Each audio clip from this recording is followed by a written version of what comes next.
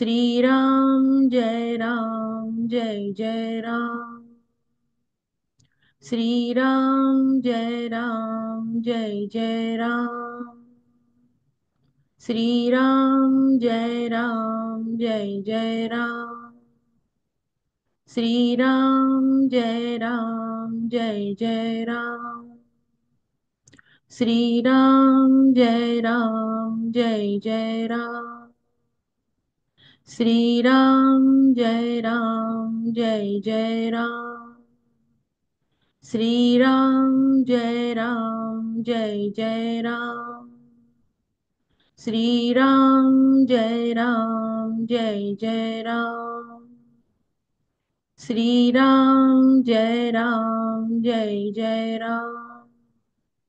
श्रीराम जय राम जय जय राम। श्रीराम जय राम जय जय राम। श्रीराम जय राम जय जय राम। श्रीराम जय राम जय जय राम। श्रीराम जय राम जय जय राम। शुकासारिखे पूर्ण वैराग्य जाचे, वसिष्ठा परिज्ञान योगेश्वराचे, कवी वाल्मिका सारिखा मान्यैसा, नमस्कार माझा सद्गुरु रामदासा। जय जय रघुवीर समर्थ, अलंकापुरी पुण्यभूमी पवित्र, तिथे नांदितो ज्ञान राजा सुपात्र, तया आठविता महापुण्य राशी, नमस्कार माझा सद्गुरु ज्ञानेश्वरांसी। पुंडलीक वरदा हरी विठ्ठल, श्री ज्ञानदेव तुकाराम, पंढरीनाथ महाराज की जय। भागवता आणिले प्राकृती जनहितार्थ, प्रपंची नांदुनी साध्य करी जो परमार्थ, एकादशावरी टीका केली सुगमार्थ गाथा, नमस्कार माझा सद्गुरु संत एकनाथा। शांती ब्रह्म श्री एकनाथ महाराज की जय। जय जय रघुवीर समर्थ।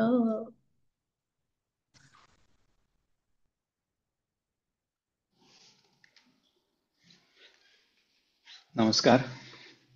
आपण आता ओंकार साधनेचा अभ्यास करणार आहोत. सुरुवात प्राण आकर्षण क्रियेने करूयात. आपण जिथं बसलेला असाल तिथं कम्फर्टेबली बसा. खाली बसलेला असाल तर क्रॉस लेग, सुखासन, पद्मासन, अर्ध पद्मासन किंवा वज्रासन. खुर्चीत बसला असेल तर ताठ बसा. बॅक स्ट्रेट, नेक स्ट्रेट, नजर समोर, डोळे बंद. ब्रीथ इन करताना मनातल्या मनात सो म्हणायचंय. ब्रीथ आउट करताना मनातल्या मनात हम म्हणायचंय. ब्रीथ इन सो, ब्रीथ आउट हम, सो हम, सो हम, सो हम, सो हम, सो हम, सो हम, सो हम, सो हम, सो हम, सो हम, सो हम, सो हम, सो हम, सो हम, सो हम, सो हम, सो हम. स्टॉप.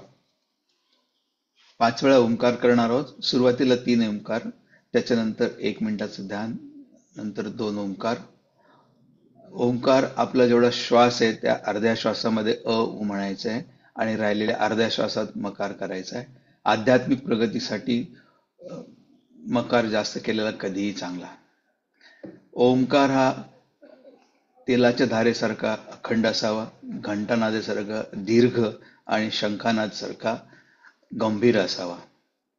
एक्झेल, घर्षणयुक्त पूरक. ओम.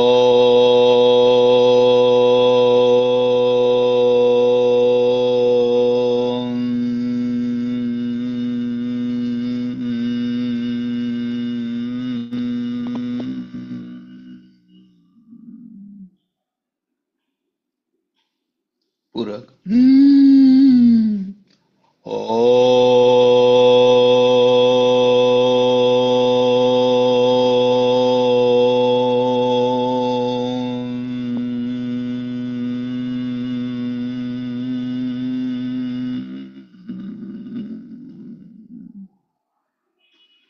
पूरक.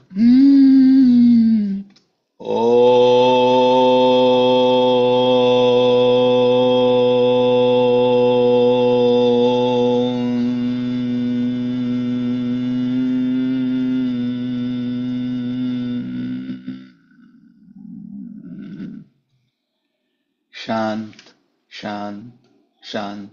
आपण जो आता ओंकारचा नाद केलेला आहे, ओंकारचा जो ध्वनी केलाय, तो मनातल्या मनात आठवून साठवण्याचा प्रयत्न करा.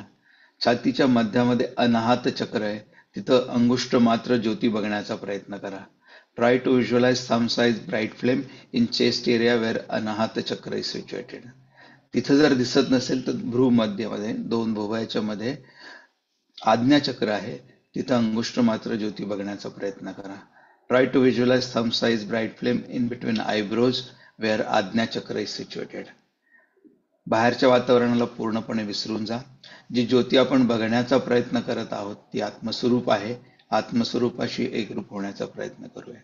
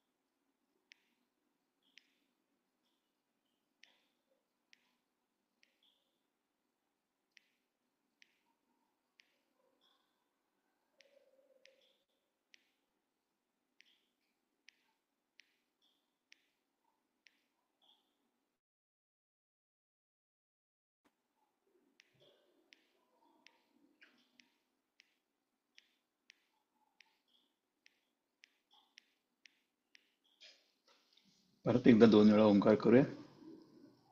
पूरक. ओ.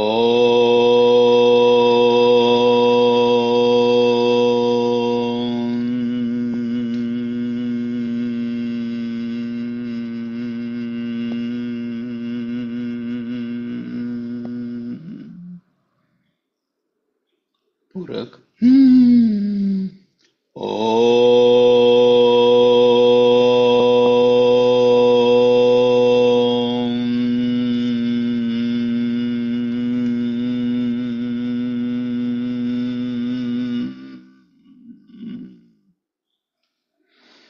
दोन्ही हाताचं घर्षण, जी ऊर्जा आपण ओंकार साधनेच्या अभ्यासातून मिळवली त्या ऊर्जेचं संचलन पूर्ण शरीरभर करूया. दोन्ही हाताने चेहरा कप करूया. हरि ओम.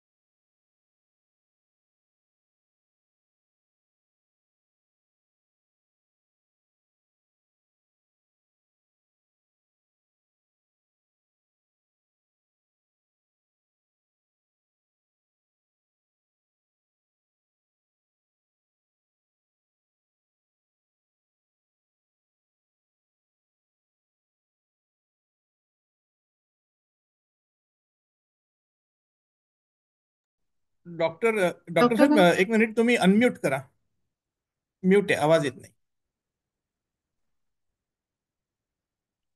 जय जय रघुवीर समर्थ.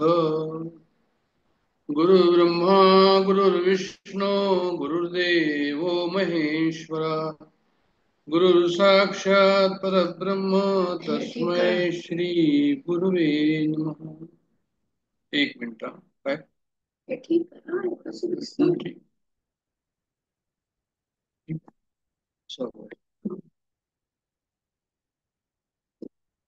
जय जय रघुवीर समर्थ. आपल्या सर्वांना नम्र अभिवादन. दासबोध अभ्यास वर्गाचा जो मुख्य उद्देश आहे संत वाङ्मयाचा अभ्यास, दासबोधाचा अधिष्ठान, ज्ञानेश्वर महाराजांचा अधिष्ठान,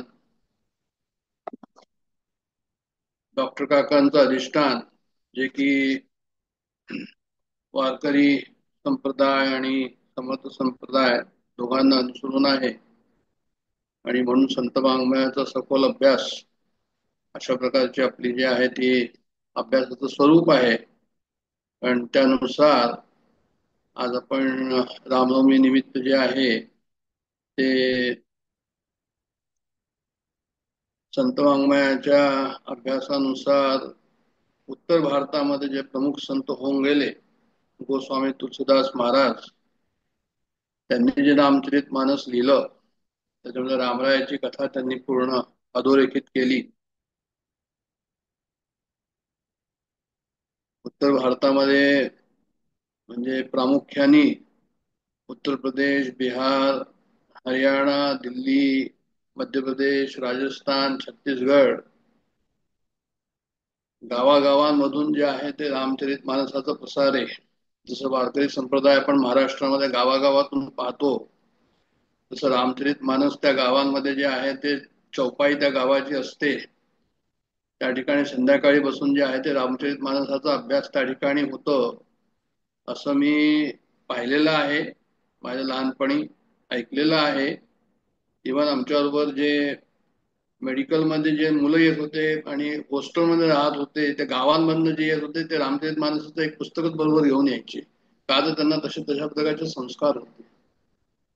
मला सांगायचं तात्पर्य असं की रामचरित मानस जे आहे ते इतकं प्रसिद्ध आहे आणि इतकं ते सर्वांच्या मुखामध्ये आहे की एखादी त्याच्यातला दोहा आपण म्हणूया, चौपाई म्हणूया त्याला, ती प्रत्येकाच्या तोंडामध्ये त्या भागामध्ये जे राहणारे लोक आहे ती आहेच. मंगल भव मंगल घार्य ज्याला आपण म्हणतो, किंवा गुरुचरण सरोज निज मुकुर मूल सुधारी, गुरुचरण रज रज गुरुचरण रज मुकुल मन सुधारी. म्हणजे हे सुंदर आपल्या हनुमान चालिसाची सुरुवात ही ती सुद्धा ओळी जी आहे, तो सुद्धा जो दोहा आहे तो सर्वांना जे आहे ते माहिती आहे असं मला म्हणायचं. तर असं संत साहित्याचं एक अमौलिक रत्न आहे. जसं मराठी साहित्यामध्ये ज्ञानेश्वरांचा संत साहित्याचं मेरुमणी म्हणतात, त्याप्रमाणे हिंदी भाषेमध्ये मेरुमणी जर आपण संत साहित्यामध्ये सांगितला तर that will be Ramcharit Manas. आपला उद्देश काय आहे आज? आज उद्देश हा आहे की रामचरित मानसाची आम्ही ओळख करून घ्यावी, थोडासा परिचय काहीतरी हवा. आजपर्यंत माझ्या आठवणीमध्ये आपण दासबोध अभ्यास वर्गामध्ये रामचरित मानसाचा असा मानसाचा अभ्यास नाही केलेला आहे, मानसचा अभ्यास नाही केला आहे. आपण जे आहे ते गोस्वामी तुलसीदासांचं संतचरित्र आत्ताच गायलं आहे रिसेंटली, पण रामचरित मानस असं वेगळं काही आपण पाहिलेलं नाहीये. आणि आज आपण या ठिकाणी काय पाहणार आहोत तर रामचरित मानसाचं जे आहे ते थोडीशी ओळख, आणि त्याच्यानंतर नवविधा भक्ती जी समर्थांनी गायलेली आहे उत्तम उत्कृष्ट स्वरूपामध्ये, जी नाथांनी पण भागवतातनं गायलेली आहे, तशाच प्रकारची नवविधा भक्ती, त्याला त्यांनी आपल्या भाषेमध्ये नवदा भक्ती म्हटलेलं आहे. ही कशा प्रकारची नवदा भक्ती आहे ती श्री रामांनी शबरीला सांगितली, ते जे रामचरित मानस मध्ये आलं आहे त्या नवविधा भक्तीचं जे आहे ते आपण पाहणार आहोत की ती तीच आहे, थोडी डिफरंट आहे, कशा प्रकारची आहे, हा सर्व उद्देश आहे या ठिकाणी. तर रामचरितमानसाची ओळख जर आपण म्हटलं तर ते विश्व वाङ्मयामध्ये एकमेवा द्वितीय श्रेष्ठ कलाकृती असं श्री अभ्यंकरांनी त्याचं वर्णन केलेलं आहे. भारतीय संत चरित्रामध्ये तुलसीदासांचं जे चरित्र लिहिलंय त्यांनी त्याच्यामध्ये असं लिहिलंय की उत्तम काव्याचं लक्षण याच्यामध्ये आहे काव्य कला आणि सर्व साहित्याचे रस ह्याच्यामध्ये आहे. रसकल्लोळ, रसपरिपोष, अलंकार, भाषेचे अलंकार जसे आपल्याला ज्ञानेश्वरीमध्ये मिळतात तशाच प्रकारचे या ठिकाणी सुद्धा जे आहे ते आपल्याला पाहायला मिळतं. दुसरं काय की जीवनाचे जे आपले विभिन्न अंग आहे, अष्टांग जे आहे आपले, ते जीवनाचे विभिन्न अंग राजधर्म आहे, कुटुंब धर्म आहे, पती धर्म आहे, पतिव्रता धर्म आहे, भातृधर्म आहे, सदाचार आहे, वैराग्य आहे, ज्ञान आहे, भक्ती आहे, बालक अवस्था आहे, तरुणाची अवस्था आहे, वृद्धाची अवस्था आहे. त्या सर्वांना जे आहे ते याच्यामध्ये आपल्याला हे जे जीवनाचे विभिन्न अंग आपले आहेत ते सर्वांचं जे आहे ते आपल्याला मार्गदर्शन, कोणी जर त्या ठिकाणी गेला, पाणी प्यायला गेला या ग्रंथाच्या ठिकाणी, तर त्याला निश्चितच जे आहे ते समाधान मिळेल. अशा प्रकारचं जे आहे ते या ठिकाणी तुम्हाला असं वाङ्मय आहे. म्हणजे सरळ आहे, रोचक आहे, ओजस्वी आहे, अशी ती भाषा आहे. सगुण भगवंताची ती लीला आहे. निर्गुण तत्व चर्चा सुद्धा त्या ठिकाणी आहे. अवतार लीलेच्या हिशोबाने जे आहे त्या ठिकाणी भक्तिभाव उत्पन्न करून, प्रेमभाव उत्पन्न करून निर्गुणापर्यंत ते आपल्याला घेऊन गेलेले आहे. मग ते आणखीन विशेषतः त्या माणसाची अशी आहे, रामचरित मानसाला माणूस म्हणतात हिंदीमध्ये, की म्हणजे ते शिक्षित असो, अशिक्षित असो, श्रीमंत असो, गरीब असो, गृहस्थ असो, संन्यासी असो, स्त्री असो, पुरुष असो, सर्व ठिकाणी जे आहे उत्तर भारतामध्ये आपल्याला पाहायला मिळेल की रामचरित मानस म्हटलं म्हणजे त्याचा स्पर्श या सर्व समाजाला आहे, यात काही वाद नाही. दुसरं असं की हे इतकं प्रसिद्ध आहे की शेकडो संस्करण ह्या ठिकाणी झालेले. म्हणजे मी पाहत होतो जे माझ्याकडे रामचरित मानस आहे त्याच्यामध्ये त्यांनी असं लिहिलंय की 134वे पुनर्मुद्रण त्यांनी लिहिलंय आणि 53,91,000 प्रती त्यांच्या छापल्या गेलेल्या आहेत. 53,00,000 म्हणतोय, म्हणजे शेकडो ग्रंथ हे लिहिले गेले, मुद्रण झाले, शेकडो टीकाय त्या ठिकाणी झाली आणि बऱ्याचशा भाषांमध्ये जे आहे ते रामायण रामचरितमानस जे आपल्याला रामायण पाहायला मिळतं. तर त्याच्यामधनं जे आहे हे रामचरितमानस जे लिहिलेलं आहे एक उत्कृष्ट ग्रंथ आहे त्या सर्व भाषांमध्ये, असं सुद्धा त्या ठिकाणी म्हटलेलं आहे. आणि प्रत्येक संस्करण जर आम्ही पाहायला गेलो तर त्या लेखकाने असं लिहिलंय त्या ठिकाणी की त्या संस्करणामध्ये त्याला काहीतरी नवीन सापडतं, काहीतरी एक पाढभेदच सापडतो, आणखीन काही नाही सापडलं. तर अशा या ग्रंथाचा व्यापक इतकं जे आहे ते स्वरूप आहे. अशा ग्रंथाचा जो आहे तो आपण या ठिकाणी आज थोडस माहिती काढायचा प्रयत्न करतोय. इतका महत्वाचा ग्रंथ जो आहे. त्याच्यानंतर आशीर्वाद स्वरूप सुद्धा हा ग्रंथ आहे. आशीर्वाद स्वरूप ग्रंथाचा काय झाला अर्थ हा झाला की याच्यामध्ये ज्या दोहे दिलेले आहेत, चौपाई दिलेले आहे, त्याचा काही मंत्रवत सुद्धा त्याचा उपयोग होतो. म्हणजे ते मंत्र म्हणून जर त्याचा आम्ही जप केला तर त्याचा आम्हाला परिणाम समोर येतो, म्हणून त्याला मंत्रवत आदर या ग्रंथाला आहे. आणि अवतार लीला, भगवत प्रेम आणि जीवन पूर्ण कसं करायचं हे त्या ठिकाणी असल्यामुळे ते मंत्रवत जर आम्ही ते पाहिलं, म्हणजे त्याचा जर आम्ही मंत्रवत जो आहे जप केला तर त्या ठिकाणी आम्हाला पूर्णता जी आहे ते सुद्धा मिळू शकते. म्हणजे सगुणाचे आधारे निर्गुण पाविजे निर्धारे असं जे समर्थांनी म्हटलेलं आहे ते या ठिकाणी भगवंताची रामरायाची सगुण भक्ती जी या ठिकाणी वर्णन केलेली आहे, त्यांचं लीला चरित्र वर्णन केलेलं आहे. त्यांनी जे आहे आम्ही निर्गुणापर्यंत पोहोचून आपल्या जीवनात जे आहे ते पूर्णमद पूर्णमिदं पूर्णात पूर्ण मुदच्यते अशा प्रकारचं जे आहे आमची स्थिती होऊ शकते. अशा प्रकारे गोस्वामीजींनी या दिव्य लीला जे आहे ते वर्णन केलेलं आहे. आणि असं सांगतात की त्यांना जे आहे तो त्या लीलांचा प्रत्यक्ष अनुभव त्यांच्या उन्मनी स्वरूपामध्ये झाला. उन्मनी अवस्थेमध्ये त्यांना सर्व तसं दिसलं आणि त्यांना जे दिसलं ते त्यांनी जे आहे ते रामचरित मानसामध्ये लिहिलेलं आहे. आणि त्याचं एक असा उल्लेख सापडतो की काही काशीच्या लोकांनी या रामचरित मानसाला संस्कृतमध्ये नाहीये, हे हिंदीमध्ये आहे, अवधी भाषेमध्ये आहे. ते अवधी भाषेमध्ये जे आहे काय आहे तर त्यावेळेस जे आहे तेच आहे. जसं ज्ञानेश्वरांनी जे आहे ते संस्कृत देववाणी होती, नाथांच्या वेळेस सुद्धा संस्कृत देववाणी होती, रामदासाच्या वेळेसही होती, पण या लोकांनी त्या भाषेमध्ये, मराठी भाषेमध्ये आणि ह्यांनी अवधी भाषेमध्ये ग्रंथ का केले की साधारण लोकांना समजावं म्हणून त्यांनी लिहिले. आणि इव्हन असं म्हटलंय की मराठी काय चोरांनी केली असं रामदासांनी म्हटलेलं आहे. म्हणजे भाषेचा त्यांनी आदर केलेला आहे आणि त्यांनी सांगितलं की या भाषेच्या साह्याने सुद्धा जी सर्वांना समजते आम्ही भगवंतापर्यंत पोहोचू शकतो.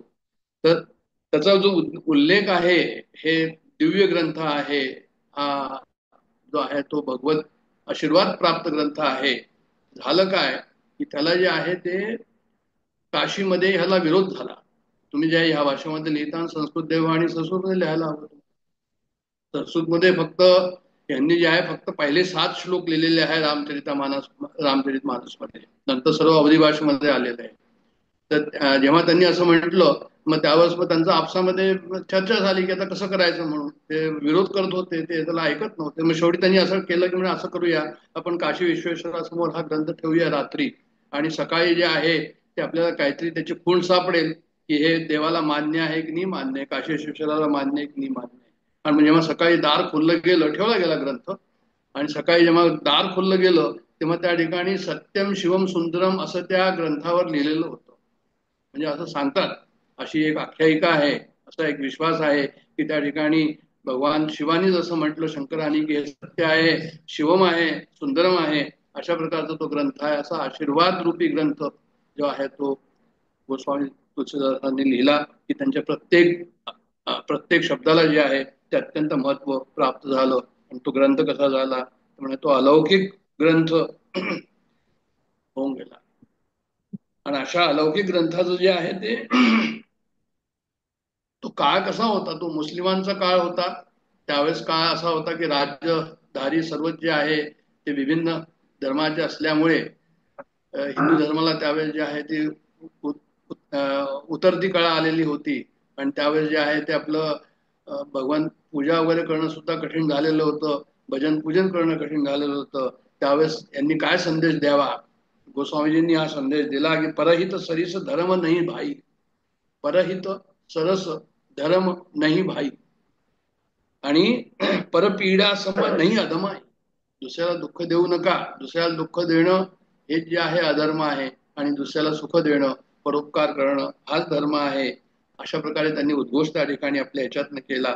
आणि चोपाईमधनं अशा प्रकारचा त्यांनी उपदेश लोकांना देऊन इहलोकाचा आणि परलोकाचा दोन्हीचा त्या ठिकाणी जे आहे ते त्यांनी उपदेश दिला. म्हणजे आजच्या काळाला जे आहे रामचरितमानस हे अत्यंत महत्वाचं आहे. कारण की हनुमान प्रसाद पोद्दार यांचं जे रामचरितमानस आहे, जे मी आत्ता अभ्यासाला घेतलं आहे, त्याच्यामध्ये प्रकाशकाने असं लिहिलंय, त्याची एक सेंटेन्स अशा प्रकारचा आहे की विज्ञान की सारी शक्ती पृथ्वी को स्मशान बनाने में लगी है आज के काल में. म्हणजे आजच्या काळाला सायन्स जे आहे ते वाढलेलं आहे, पण विध्वंसकाकडे ते बरंचसं जात आहे. आपल्या सर्वांना सांगायची वेगळी आवश्यकता नाही, आपल्या सर्वांना आपल्या समोर तो विटनेस आहे या ठिकाणी. तर त्यांनी असं लिहिलंय की अशा परिस्थितीमध्ये रामचरित मानस आम्हाला जो आहे तो नीतीने वागायचा आणि भक्तीने वागायचा असा आम्हाला जो आहे उपदेश करतो. हा अत्यंत जो आहे तो म्हणजे जे आहे ते अत्यंत जो आहे तो उपयोगी आहे. या रामचरितमानसामध्ये 7 कांड दिलेले आहे. बालकांड, अयोध्याकांड, अरण्यकांड, किष्किंधाकांड, सुंदरकांड, लंकाकांड अशा प्रकारचं आहे सर्व. उत्तरकांड आणि वाल्मिकी रामायण मधनं त्याचा आधार बराच घेतलेला आहे. आणि वाल्मिकी रामायणामधनं जे आहे ते लंकाकांड तिथे नाव दिलेलं नाही, यांनी इथे लंकाकांड नाव दिलेलं आहे या ठिकाणी. त्याच्यानंतर भाषेचा फरक आपल्याला माहितच आहे या ठिकाणी. पण काय होतं की गोस्वामी तुलसीदासजी फारच कोमल हृदयाचे होते, अत्यंत परोपकारी, अत्यंत सदहृदय होते, दयाळू होते. इतके दयाळू होते की त्यांनी सीता त्यागाचा त्याच्यामध्ये जे आहे उल्लेख केलेला नाहीये. सीता त्यागाबद्दल त्यांना जे आहे ते सहन झालेलं नाही. आणि त्याच्यानंतर त्यांनी असं लिहिलंय त्या ठिकाणी की म्हणजे जे आहे ते रामरायाची त्यांनी उदारता दाखवलेली आहे. ज्या ज्या ठिकाणी रामायणामध्ये उदारता आलेली आहे ती त्यांनी आणखीन प्रगट केलेली आहे, म्हणजे जास्त करून प्रगट केलेली आहे. आणि त्यांनी एक उदाहरण त्याचं असं आहे की जेव्हा चित्रकूटमध्ये भरतजी त्यांना भेटायला गेले रामरायाला, तेव्हा भरतजी बरोबर कैकेयी सुद्धा गेली होती रामरायाला भेटायला, असं त्या रामायणामध्ये वर्णन आहे. तर त्यावेळेस सर्वात पहिल्यांदी रामाने जे आहे ते कैकेयीला नमस्कार केला. अशा प्रकारे त्यांनी हे दाखवलं या ठिकाणी की म्हणजे जे आहे ते उदारता मत ज्याला आपण म्हणतो तो मुख्य त्यांनी त्याच्यावर चौपाई केलेली आहे. इव्हन मंत्राला सुद्धा त्यांनी नावं नाही ठेवली आहे. मंत्राला त्यांनी सांगितलं की परमेश्वरानेच तिला अशी बुद्धी दिली, त्या प्रकृती त्या विधात्यानेच तिला अशी बुद्धी दिली, म्हणून त्या प्रमाणे असं झालं.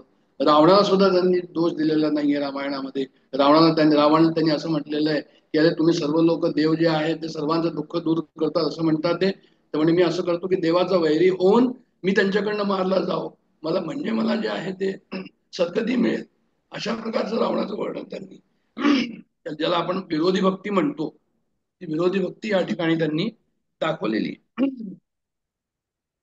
आणि 4 प्रकारचे संवाद ह्या रामचरितमानसामध्ये त्यांनी टाकलेले आहे.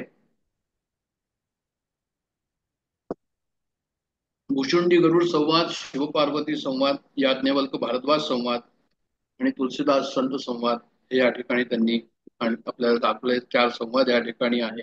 असं अभ्यंकर साहेबांनी लिहिलेलं आहे की एक सरोवर आहे, सुंदर सरोवर आहे आणि 4 घाट याला आहे या संवादा रूपामध्ये, असं वर्णन केलेलं आहे त्यांनी त्या ठिकाणी. तर आता हे जे रामचरित मानस आहे, जसं आपण दासबोधाला म्हणतो की समर्थांना जर आपल्याला दर्शन करायचं असेल, आज त्यांची जयंती आहे, आज त्यांचा पण जन्म झालेला आहे, रामाबरोबर त्यांचा जन्म झाला आहे आणि रामरायांचं जसं कर्तृत्व होतं त्याच प्रकारे रामरायांच्या कृपा आशीर्वादाने त्यांनाही तसं कर्तृत्व प्राप्त झालं, उत्तम कर्तृत्व प्राप्त झालं त्यांना. तर ते जे रामदासांचं जे चरित्र आज पुढे येणार आहे याच्यानंतर, तर मला असं सांगायचं की रामदासांना भेटायचं असेल तर मी कुठे भेटायचं, त्यामुळे त्यांना जे आहे ते दासबोधामध्ये जाऊन भेटा. दासबोध हा त्यांचा ऍड्रेस आहे असं आपण म्हणतो. तर त्याचप्रमाणे जे आहे ते श्रीरामाला जर पुढे भेटायचं असेल तर त्याचा वाङ्मयीन अवतार जे आहे रामरायाचा, तो जो आहे तो रामचरित मानस मध्ये आहे.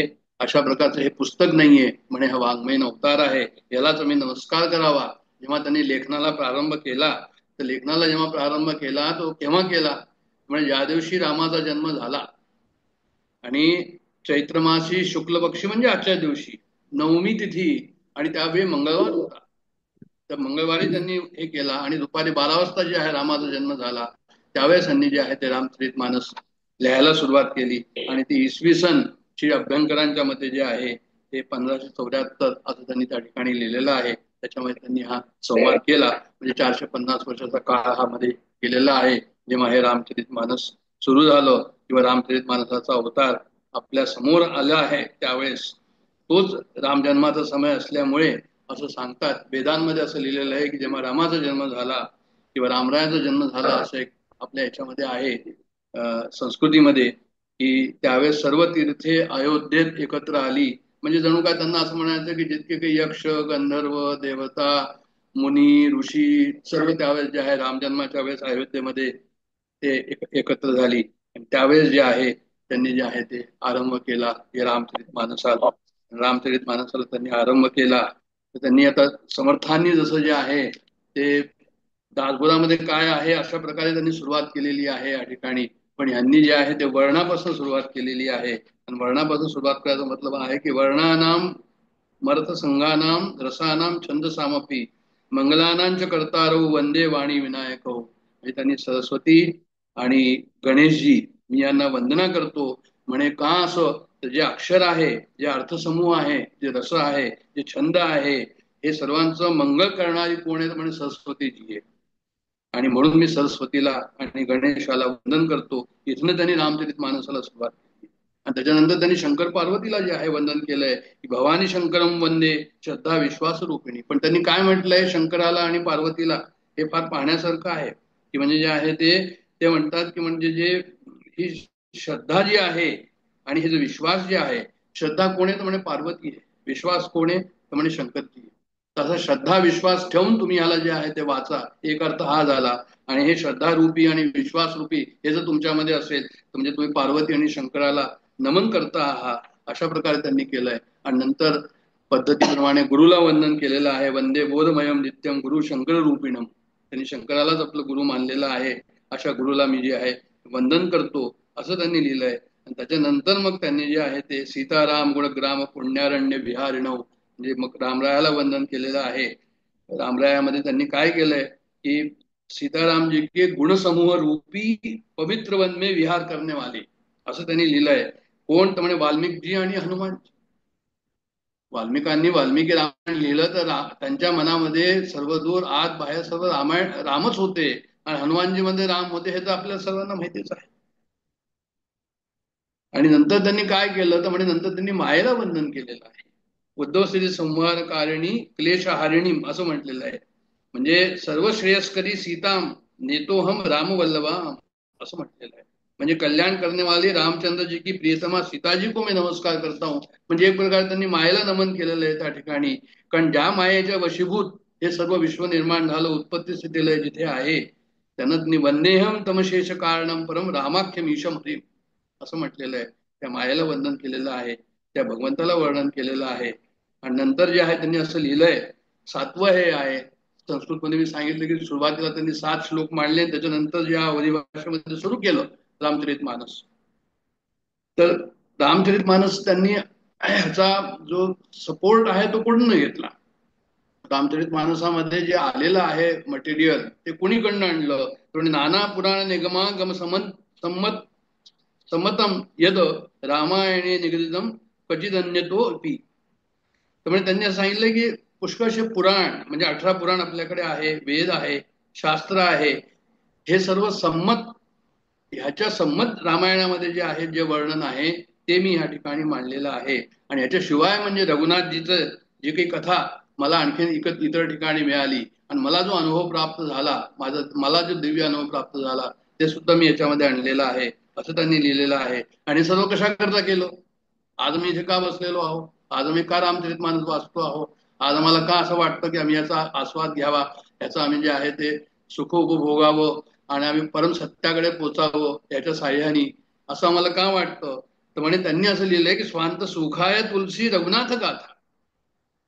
म्हणजे त्यांनी असं लिहिलंय की ही जी रघुनाथ गाथा मी या ठिकाणी गातो आहे, हे माझ्या अंतःकरणाच्या सुखाकरता मी गातो आहे. आणि मी भाषा निबंध मध्ये सज्जल मातन्मती, म्हणजे मी अत्यंत मनोहर भाषा रचनामध्ये ह्याला विस्तृत मी वर्णन करेन. परमेश्वराला प्रार्थना केली की याचं जे आहे ते गुणगान जे आहे, तुमचेच गुणगान जे आहे हे गुणगान जे आहे कसे होऊ द्या, म्हणे हे गुणगान जे आहे ते अत्यंत प्रभावी असे त्या ठिकाणी होऊ द्या, असं त्यांनी त्या ठिकाणी अवधी भाषेमध्ये म्हटलेलं आहे. आणि त्याच्यानंतर जे आहे ते एक आणखीन यांनी वर्णन असं केलेलं आहे या ठिकाणी की रामचरितमानस जे आहे, महत्व रामचरितमानसाचं वर्णन केलेलं आहे. अलीकडच्या काळामध्ये काही वर्षापूर्वी स्वामी अखंडानंद वृंदावनवाले होऊन गेले, त्यांचं फार मोठं प्रस्थ होतं म्हणजे मला असं म्हणायचं फार प्रसिद्ध होते असं म्हणायचंय मला. प्रस्थ म्हणजे दुसऱ्या अर्थाने त्याचं हे नाहीये, ते फार प्रसिद्ध होऊन गेले, सर्व संत त्यांना मानत होते स्वामी अखंडानंदाजींना. तर त्यामुळे त्यांच्याकडे कोणीतरी एकदा गेलं तर त्यांनी असं पाहिलं की ते जे आहे ते काही फळं ठेवले होते आणि नंतर एक ज्यूस ठेवला होता. तर त्यांनी विचारलं की तुम्ही हे असं म्हणजे जे आहे ते असं का, म्हणजे जे आहे ते ज्यूस जे आहे ठेवलाय, फळं ठेवली, तुम्ही ज्यूस कशाला घेता असं त्यांना म्हणायचे. तर फळ घेतलं असं तर त्यांनी काय उत्तर दिलं, तर म्हणजे मी फळ घेईन तर समजा ऍपल घेईन किंवा ऑरेंज घेईन तर मला तो रस असेल, पण ह्या ज्यूस मध्ये काय, तर म्हणजे हे जे फळं समोर दिसले हे सर्व फळांचं ज्यूस जे आहे तो याच्यामध्ये आहे आणि हा मी घेतो, रोज सकाळी मी घेतो आणि रोज सकाळी म्हणे रामचरित मानसचा पाठ केल्याशिवाय मी आपलं आमचं पुढचं अनेक सुरू होत नाही. मग असं का करायचं, म्हणजे रामचरित मानसमध्ये हे सर्व काही रस, हे सर्व काही अलंकार, हे सर्व काही भाव जे आपल्याला दिसतात आहे, जे आपल्या जीवनाला आवश्यक आहे, ते सर्व त्याच्यामध्ये आहे असं स्वामी अखंडानंदांनी म्हटलं. आणि त्यांनी सांगितलं की म्हणजे मी रोज सकाळी याचा जो आहे तो नित्य नियमित पाठ करतो. असे या रामचरित मानसाचं महत्व जे आहे ते आपण या ठिकाणी पाहिलं. आणि आता आपण काय करू, आता आपण जे आहे ते जसं मी सांगितलं की शबरी आणि नवविधा भक्ती, राम शबरीची भेट आणि नवविधा भक्ती याच्याकडे आपण पाहणार आहोत. आणि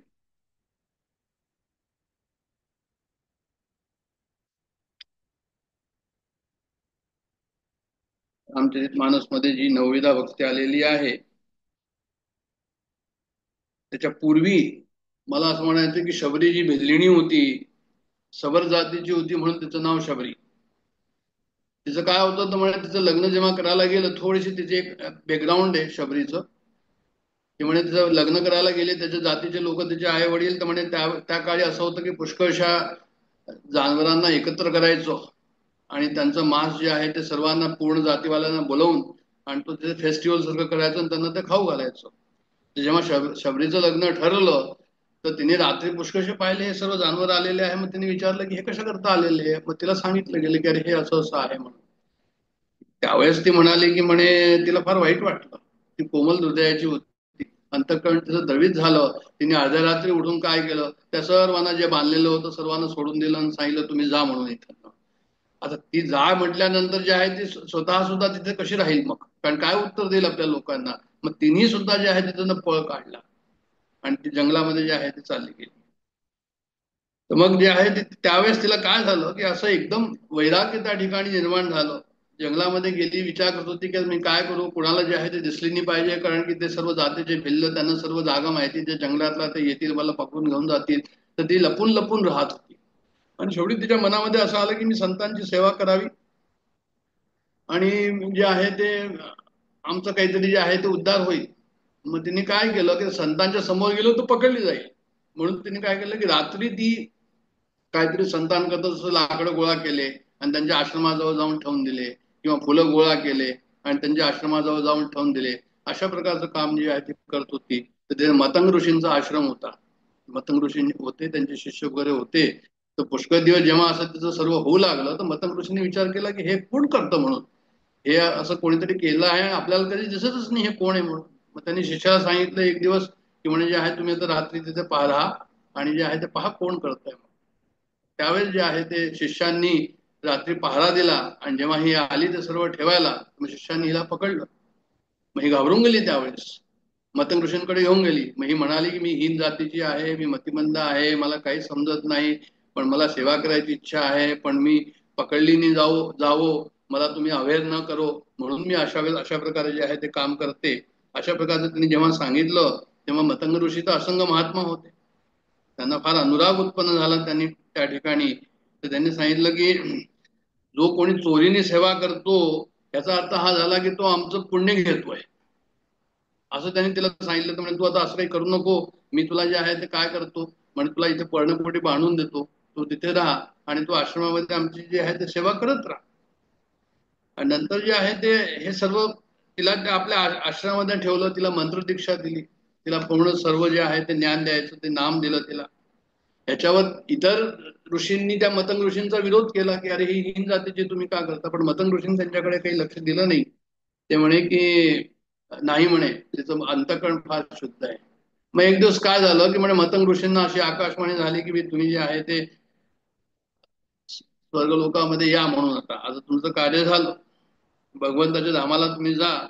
तर ते म्हणाले मग शबरीला की म्हणे स्वयंधामी आएगा आणि जे आहे ते मला घेऊन जाईल.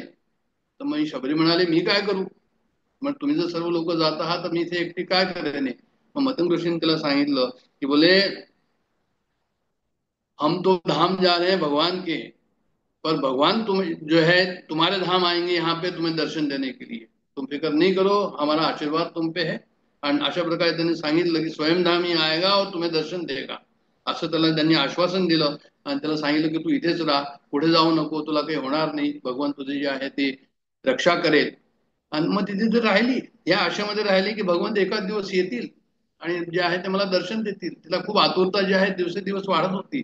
रोज आशा करत होती की अच्छा संध्या सूर्यास्त झाला की अरे आज आले नाही, चला आता उद्या येतील म्हणून. मग ती काय करायची, सर्व आश्रम जे आहे सजवून ठेवायचे पूर्ण, आणि आपले कंदमुळं जे आहे ते चाखलेले काढून ठेवायचे, जे गोड असतील ते ठेवायचे समोर, की ते केव्हा येतील आणि एकदम अचानक जे आहे माझी गडबड होऊ नये म्हणून ते सर्व तयारी करून रोज करून ठेवायची. आणि रोज तिला आशा असायची, रोजच तिची निराशा व्हायची संध्याकाळी. अशा प्रकारे तिची जी एक तपस्या चालली होती, तो एक प्रकारे असं म्हणायला हरकत नाही की तो एक तिला परत परत पश्चाताप होत होता की अरे अजून आले नाही, अरे अजून आले नाही, अशा प्रकारची जी स्थिती तिची होती.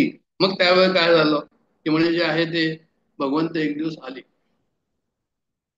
आता भगवंत एक दिवस आले तर हिला असं वाटलं की मी मतिहीन आहे, मतिमंद आहे, खालच्या जातीची आहे, ती पहिले तर ही लपूनच गेली. म्हणजे काय माहिती भगवान मला एक्सेप्ट करतील नाही करणार. आणि ते राम राय विचारत आले लक्ष्मण बरोबर की म्हणे ही कुठे कुठे म्हणून, अशा प्रकारे सर्वांना विचारत आले.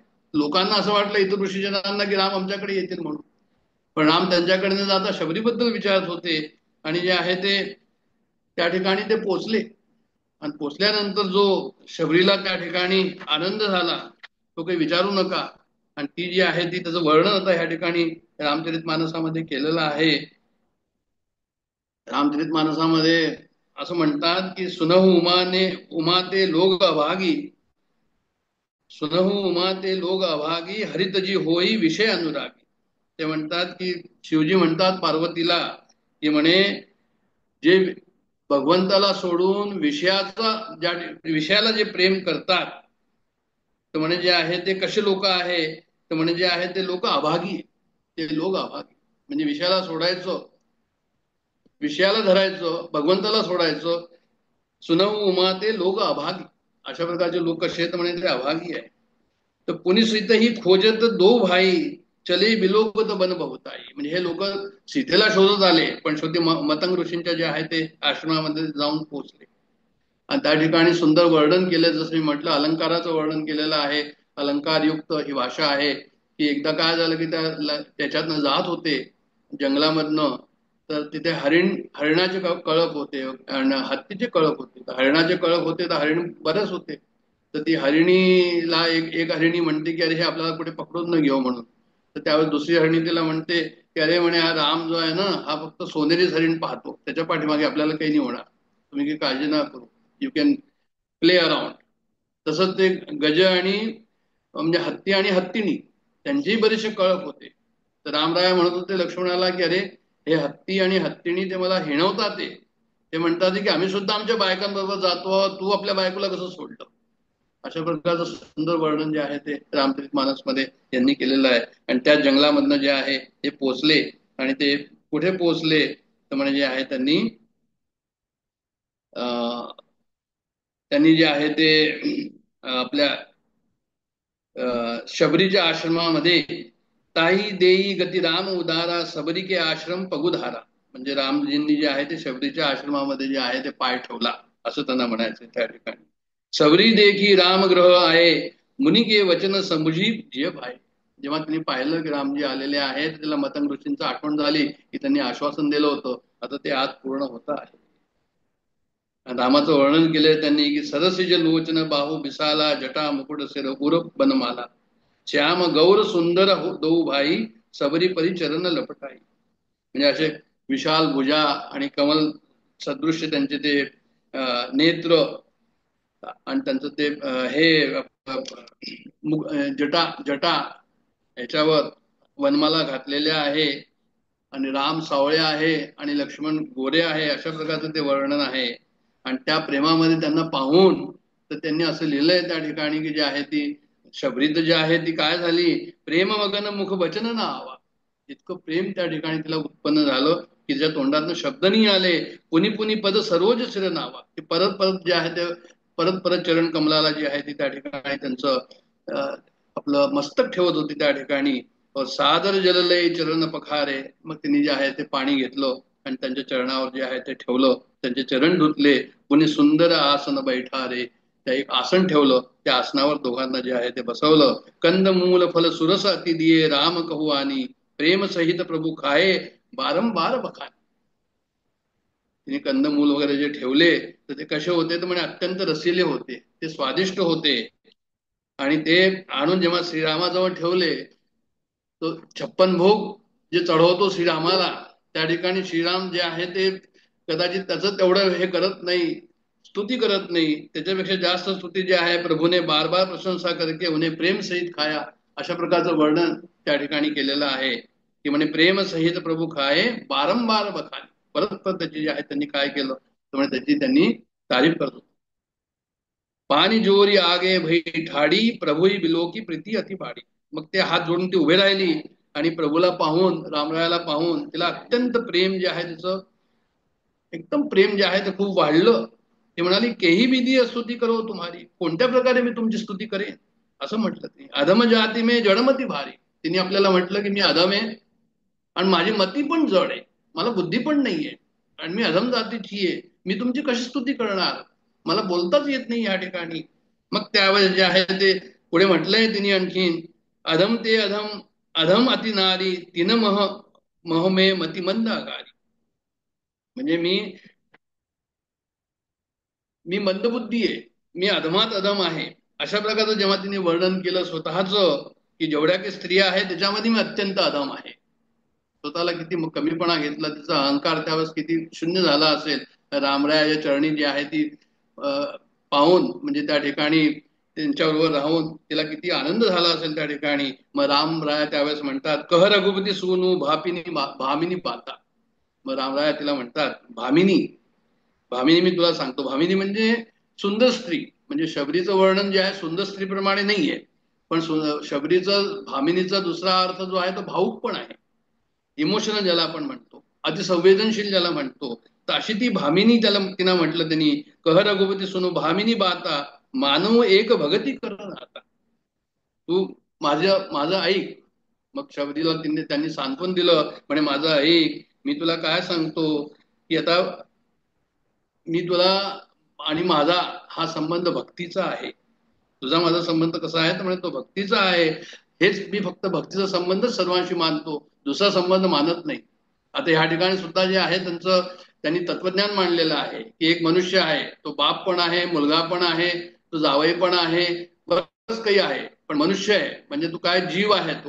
तर तशाच प्रकारे यांनी सांगितलं की तत्व कोण आहे तर म्हणे हा जीव नसून हा शिव आहे. जसं आपण म्हणतो की तत्वमसी, की मी तो आहे, मी जे आहे ते आत्मा आहे. अशा प्रकारचं जे आपल्याला तत्वज्ञान आहे ते यांनी असं सांगितलं की मी फक्त एकच संबंध मानतो, तो भक्ताचा माझा संबंध आहे. बाकी आणखीन या लोकातले संबंध जे आहे ते मला त्याच्याशी संबंध नाही.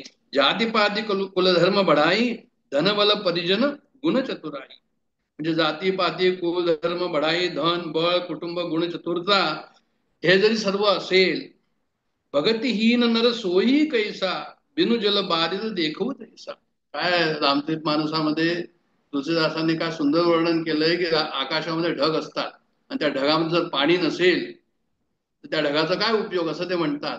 तर तसंच जे अंतःकरण आहे या ठिकाणी, त्या अंतःकरणामध्ये जर प्रेम नसेल, त्या अंतःकरणामध्ये जर भक्ती नसेल, बिनु जल बारिद देखवू जैसा, तर म्हणे मग त्याचा काय फायदा. म्हणजे तू तशी नाही असं त्यांना सांगायचं या ठिकाणी. म्हणजे भक्ती से रहित मनुष्य कैसा लगता है, तर जैसे जलहीन बादल. तर आता ते म्हणतात या ठिकाणी की मी तुला जे आहे ती नवविधा भक्ती सांगतो. अवधी भाषेमध्ये त्याला नवदा म्हटलेलं आहे, की आता मी तुला नवदा भक्ती सांगतो. नवदा भक्ती कहो तोही पाही. मी तुला नवदा भक्ती सांगतो, सावधान सुंदरू मन माही. म्हणजे हा एक अनुपम तोफा, अनुपम गिफ्ट श्रीरामरायांनी शबीरला दिलेलं या ठिकाणी नवदा भक्तीचा उपदेश केलेला आहे. आणि ते म्हणतात हे अनुपम आहे, म्हणजे हे सर्वांना नाही दिला त्यांनी उपदेश. पूर्ण रामायणामध्ये पहा कोणाला काय उपदेश दिलेला आहे, पण शबरी सारखीला जिथे भक्ती आणि प्रेम ज्वलंत होतं त्या ठिकाणी त्यांनी आपणहून न विचारता ते म्हणतात की नवदा भक्ती कहो तोही. मी तुला आता नवदा भक्ती सांगतो, सावधान सुनू, सावधानीने आहे. ज्ञानेश्वर महाराजांनी म्हटलं अवधारी जोजी. ज्ञानेश्वर महाराजांनी असं वर्णन केलंय की तुम्ही नीट लक्ष देऊन ऐका. म्हणजे तुमचे कानच फक्त माझ्याकडे नको, पण डोळे सुद्धा कानाच्या ठिकाणी ठेवा. तुमचे जितकी इंद्रिय आहे ते सर्व कानामध्ये एकत्रित करा आणि ऐका. अशा प्रकारचा जो भाव आहे ज्ञानेश्वरीमध्ये, तसाच भाव त्यांनी लिहिला की सावधान सुनू, सावधान होऊन ऐक. धरू मन माही, मन जे आहे ते फक्त माझ्यामध्ये ठेव, इकडे इकडे तिकडे ठेवू नको तू.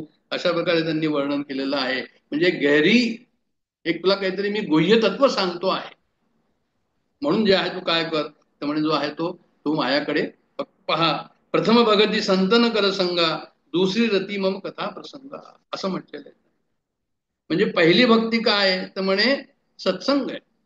सत्संगती सदा घडो, सुजन वाक्य कानी पडो. संत कुणाला म्हणतात म्हणे करी वृत्ती संत तो संत जाणार. ज्याची वृत्ती संतत्वाची आहे त्याला संत म्हटलेलं आहे. तर प्रथम भगती संतन कर संगा, म्हणजे संतो का संग ही पहिली भक्ती आहे. त्याच्यानंतर मध्ये म्हणतात दुसरी रती मम कथा प्रसंगा. तर जो अध्यात्माच्या यात्रेला आपल्याला घेऊन जातो, डॉक्टर काकांनी आता आपल्याला अध्यात्माच्या यात्रेला घेऊन गेलेला आहे, यात वादच नाही. आपल्या सर्वांना ते खूपच म्हणजे जे आहे ते आपल्या समोर उदाहरण आहे त्याचं. तर प्रथम भगती करी संतन कर संगा, सत्संग आपल्याला काय करतोय आपल्या समोर आहे.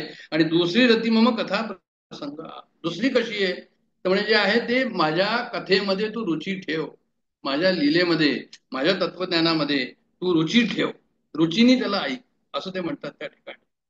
म्हणजे त्यांना असं म्हणायचं या ठिकाणी की कसं असतं, म्हणजे भक्त जो आहे तो भगवंताच्या लीलेमध्ये डुबून जातो. मग त्याला असं वाटतं की त्या लीला आणखीन ऐकाव्या, परत परत ऐकाव्या. मग ऐकलेल्या असतील तरी तो म्हणतो की नाही, परत तुम्ही सांगा काय म्हटलं होतं ते. याची तृप्ती झालेली नाही या ठिकाणी. त्याला असं वाटतं की नाही बा आणखीन ऐकतच राहावं. तर अशा प्रकारे जे आहे ते दुसरी रती मम कथा प्रसंग, माझे जे आहे ते लीला वर्णन जे आहे ते खूप आनंदाने तू ऐक, अशा प्रकारचं त्यांनी जे आहे ते या ठिकाणी त्यांना सांगितलेलं आहे. आणि मग ते म्हणतात पुढे तिसरी,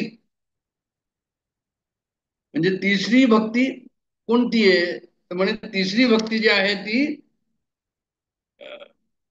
गुरुपद पंकज सेवा तिसरी भगती अमान. दुसरी भक्ती त्यांनी काय सांगितली की तुम्ही कथा प्रसंगाला जे आहे माझ्या लीला वर्णन करा. म्हणजे त्यांना असं म्हणायचं या ठिकाणी सकाळी तुम्ही पूजापाठ केला, तुम्ही सत्संग केला, दासबोधाचं तुम्ही आता एक तासभर या ठिकाणी जे आहे ते हे केलं, आपलं अभ्यास केला, आणि नंतर जसं वाटेल तसं वागू लागले, तर असं नाही चालणार त्या ठिकाणी.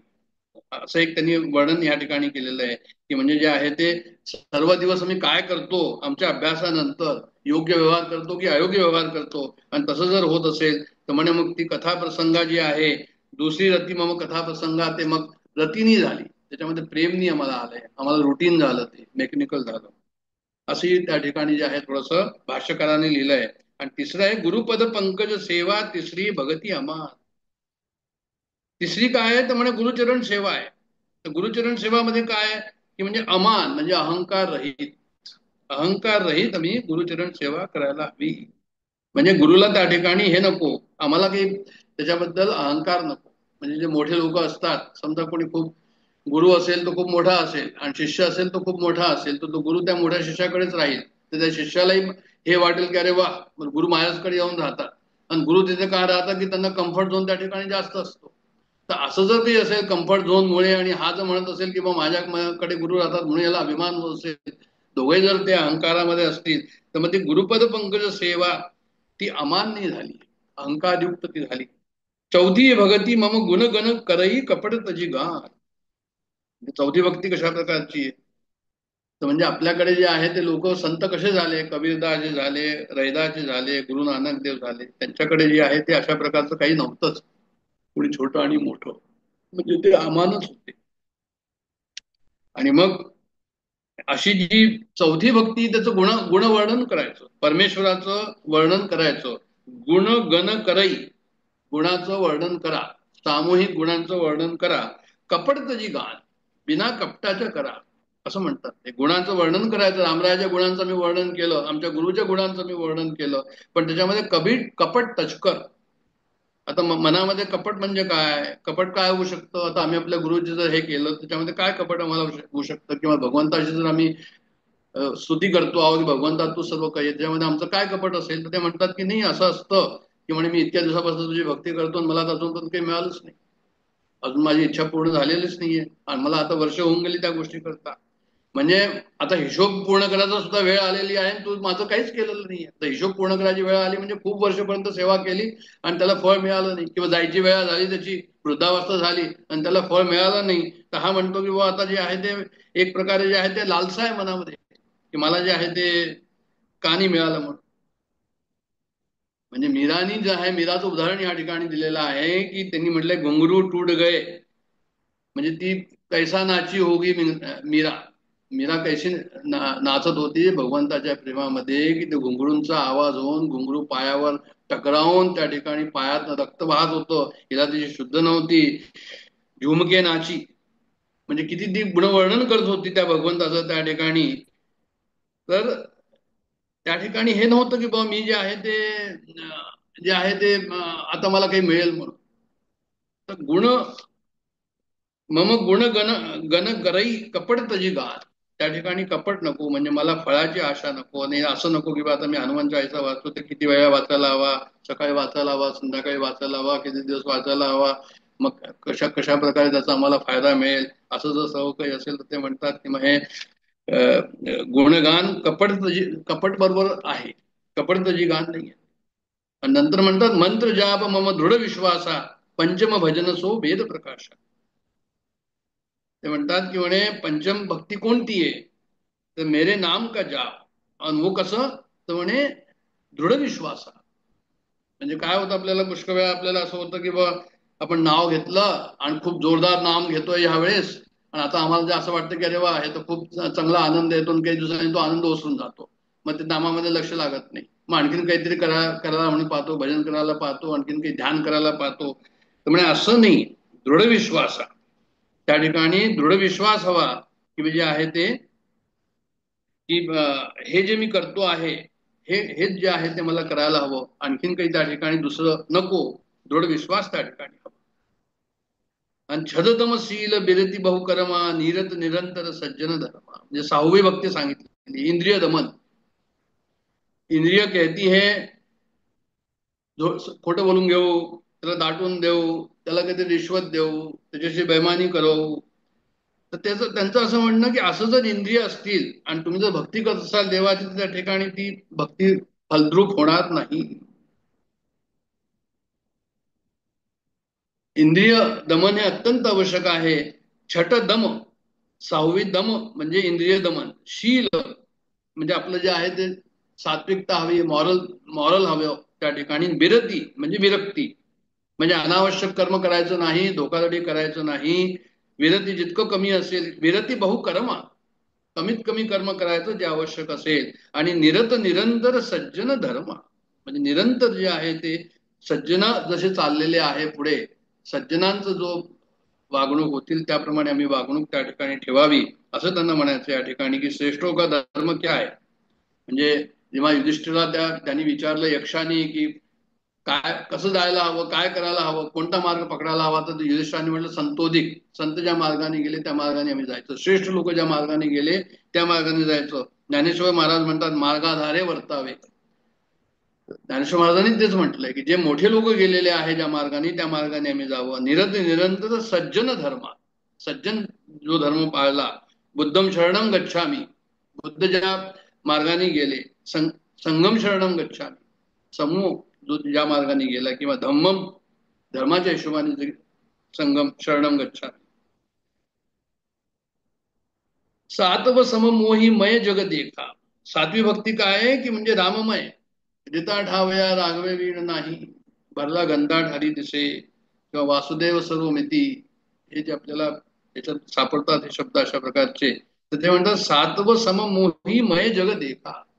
रामच सर्व दूर आहे, मोही मय जग देखा.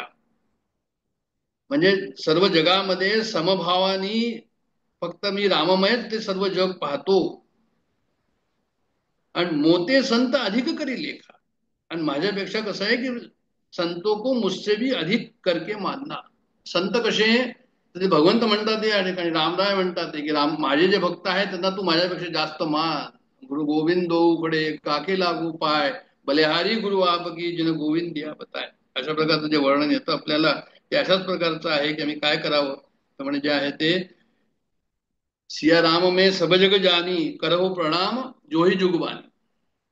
परमेश्वरच सर्वदूर आहे असं ते वर्णन या ठिकाणी केलंय. आणि 8व जथा लाभ संतोषा. म्हणजे त्यांना असं म्हणायचं या ठिकाणी, जेव्हा वरचं म्हटलं की संतांचं तुम्ही जास्त माना, म्हणजे संतांना तुम्ही शरण जाण माझ्यापर्यंत पोहोचा, असं सुद्धा त्याचा अर्थ केलेला आहे भाष्यकारांनी. म्हणजे ज्याला आपण तो डायरेक्ट फ्लाईट आणि कनेक्टिंग फ्लाईट, की तुम्हाला नाही जर रामाला डायरेक्ट भेटताय तुम्ही संतांना शरण जा आणि त्यांच्या थ्रू जे आहे ते रामाला शरण जा, असाही त्या ठिकाणी भाव आपल्याला टाकलेला आहे. 8व जथा लाभ संतोषा, सपनेहू नाही देखही परतोषा. म्हणजे संतोष असायला हवा. काय आम्ही करतो आहोत या ठिकाणी आम्हाला त्याचा संतोष आहे की नाही. आणि संतोषचा अर्थ सहन करणं नाहीये. संतोषचा अर्थ काय, तर आमचं असंच असतं, आम्हाला तर कधी मिळालंच नाहीये ते, आता आमचं भाग्यच अशा प्रकारचं आहे, त्याला संतोष नाही म्हणत. म्हणजे सीताराम सीताराम सीताराम कहिये, जाहे विधी राखे राम ताहे विधी राहिये. किंवा तुकाराम महाराजांनी म्हटलंय की आलिया भोगाशी असावे सादर. किंवा त्यांनी म्हटलेलं आहे की संतोषाबद्दल सुद्धा त्यांनी म्हटलेलं आहे की जसं भगवंताने ठेवलंय तसं तुम्ही राहावं म्हणून.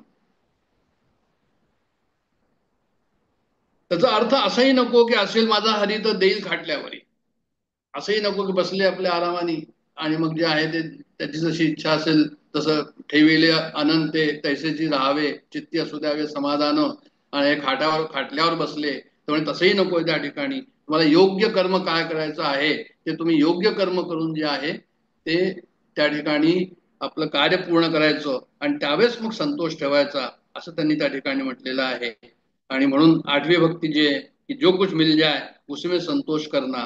आणि नंतर शेवटी म्हटलं आहे की सपने हूं नाही देखही पर दोषा, दुसऱ्याचे दोष त्याच्याबद्दलचं वाच्यता करणं प्रत्यक्ष तर दूर राहिलं, ते म्हणतात स्वप्नामध्ये सुद्धा जे आहे ते आम्ही त्याची वाच्यता न करावी. अशा प्रकारचं इतकं स्ट्रिक्ट ही भक्ती जी आहे ती आठवी भक्ती अशा प्रकारची त्यांनी सांगितली.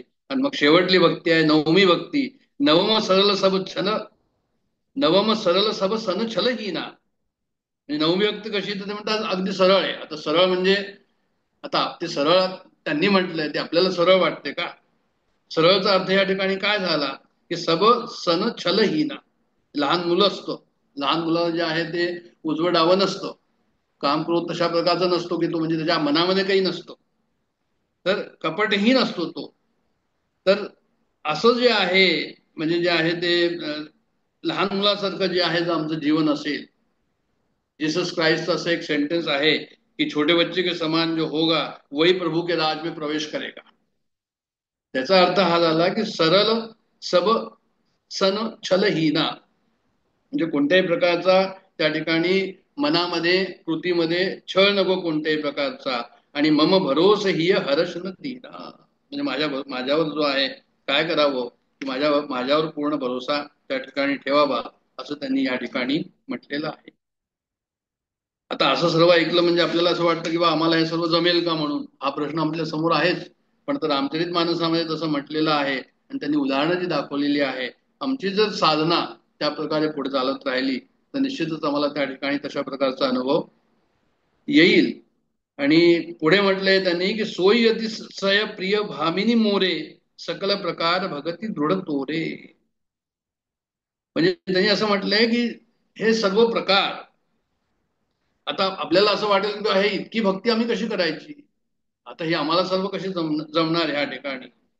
तर ते या ठिकाणी म्हणतात की भामिनी हे शबरी अतिशय प्रिय मोरे कोण, तर म्हणे जो अशा प्रकारची भक्ती करतो सकल प्रकार भगती दृढ तोरे. हे सर्व भक्ती आता मी सांगितली नवविधा भक्ती तुला सांगितली, तुझ्यामध्ये ही ज्वलंत आहे, तुझ्या क्रियेमध्ये आलेली आहे, मी तुला सांगितली. पण ही सगळी भक्ती पूर्णच्या पूर्ण 9च्या 9 भक्ती तुझ्यामध्ये ऑलरेडी आहे, असं त्याला म्हटलं त्यांनी. योगी वृंद दुर्लभ गती जोई, म्हणजे जे आहे की योग्यांची गती फार दुर्लभ आहे. म्हणजे त्यांना असं म्हणायचं आहे की त्यांना सुद्धा हे जमत नाही. तो कहू आज सुलभ भई सोयी, ती तुला आज प्राप्त झालेली आहे, ज्या योग्यांना जमत नाही ते तुला प्राप्त झालेलं आहे, असं त्यांनी या ठिकाणी म्हटलेलं आहे.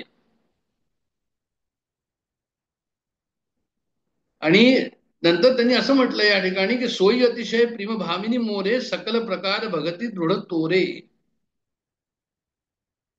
तुझ्यामध्ये तर सर्व काही आहे, पण त्यांनी असं म्हटलं या ठिकाणी की एखादी जरी याच्यामध्ये पूर्ण जर झाली तरी जे आहे ते तुझं काम होईल.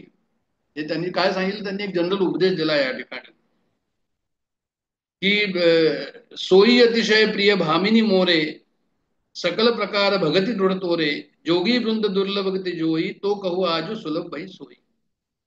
आणि नंतर शेवटी त्यांनी म्हटलेलं आहे की मम दर्शन फल परम अनुपा, म्हणजे जे आहे ते जे मला माझं दर्शन ज्यांना होतं जीव पाव निज सहज स्वरूपा, माझं दर्शन झाल्यावर तो निज स्वरूपाला प्राप्त होतो. आणि तुला माझं दर्शन झालं आहे तर जनक सुता काही सुदी भामिनी जानू कहू करीबर गामिनी. मग ते परत आपल्या पूर्वपदावर आले, जे जंगलामध्ये फिरत होते सीतेचा शोध घेण्याकरता, म्हणून तिला आता हे विचारतात की सीतेबद्दल तुला काय माहिती आहे ते तू मला आता सांग. आणि अशा प्रकारे त्यांनी सांगितलं. शेवटलं जे आहे ते हे आहे की मम दर्शन फल परम अनुपा, म्हणजे माझं दर्शन जे आहे ते फार अत्यंत कठीण आहे, अत्यंत दुर्लभ आहे. तुला ते झालेलं आहे, अंजाला ते होईल, जीव पाव निज सहज स्वरूपा. असा ज्या ज्या जीवाला माझं दर्शन झालेलं आहे तो काय होईल, म्हणजे तो निज स्वरूपाला प्राप्त होईल. अशा प्रकारचं नवविधा भक्तीचं वर्णन रामचरित मानस मध्ये आलेलं आहे. आपण या ठिकाणी थांबणार आहोत, बराच वेळ झालेला आहे. रामरायाची आपण प्रार्थना करूया की आम्हाला सुद्धा जे आहे या नवविधा भक्तीमधनं राहणीमध्ये, लिव्हिंग मध्ये आमच्या येऊ द्यावं, अशी प्रार्थना करून मी इथे जे आहे ते विरमतो. जय जय रघुवीर समर्थ. जय जय रघुवीर समर्थ. आपल्या कार्यक्रमातल्या रूपरेषेप्रमाणे आपलेच दासबोध अभ्यास वर्गातले एक ज्येष्ठ साधक यांचं दुसरं ग्रंथ प्रकाशन हे आज आपण इथं ऑनलाईन करणार आहोत.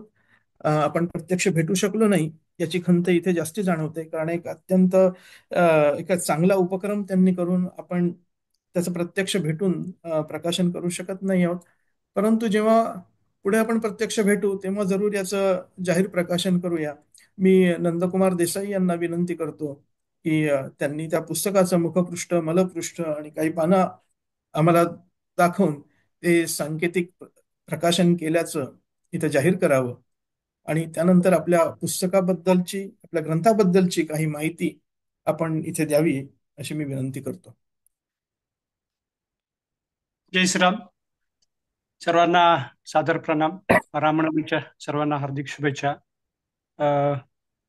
रामरायाचं गुणगान आपण करतोय रामनवमीच्या निमित्ताने, आणि त्याच्या चरणी वंदन करून आज थोडस एक दी ग्लोरी ऑफ श्रीरामा असा एक थोडासा संकल्प केला होता. आता हे मी केलं म्हणण्याचा मूर्खपणा माझा होईल तो, तर याच्यामध्ये बऱ्याच लोकांचा सहभाग आहे, आपल्या सगळ्यांची सोबत आहेच त्यामध्ये.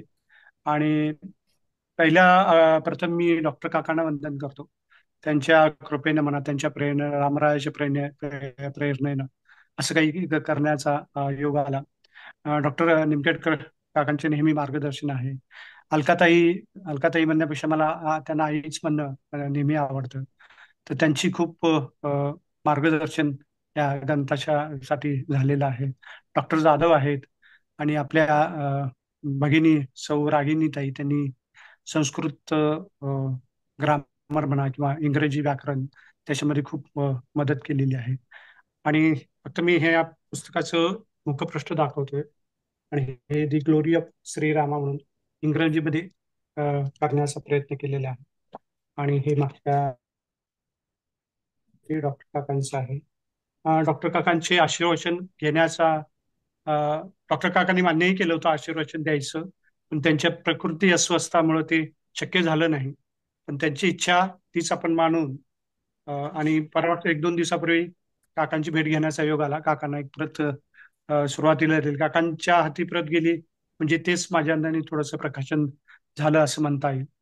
आणि याच्यामध्ये काय आहे, आणि थोडंसं बॅकग्राऊंड थोडीशी मी सांगण्याचा प्रयत्न करतो. आणि जसं आता सलीलदारांनी सांगितलं की सगळ्यांच्याकडे ग्रंथ पोहोचवणं शक्य नाही, म्हणून त्याचं ऑनलाईन पण अवेलेबिलिटी आहे. आणि सलीलदारांची परमिशन घेऊन मी नंतर तो लिंक त्याच्या दोन्ही पाठवतो.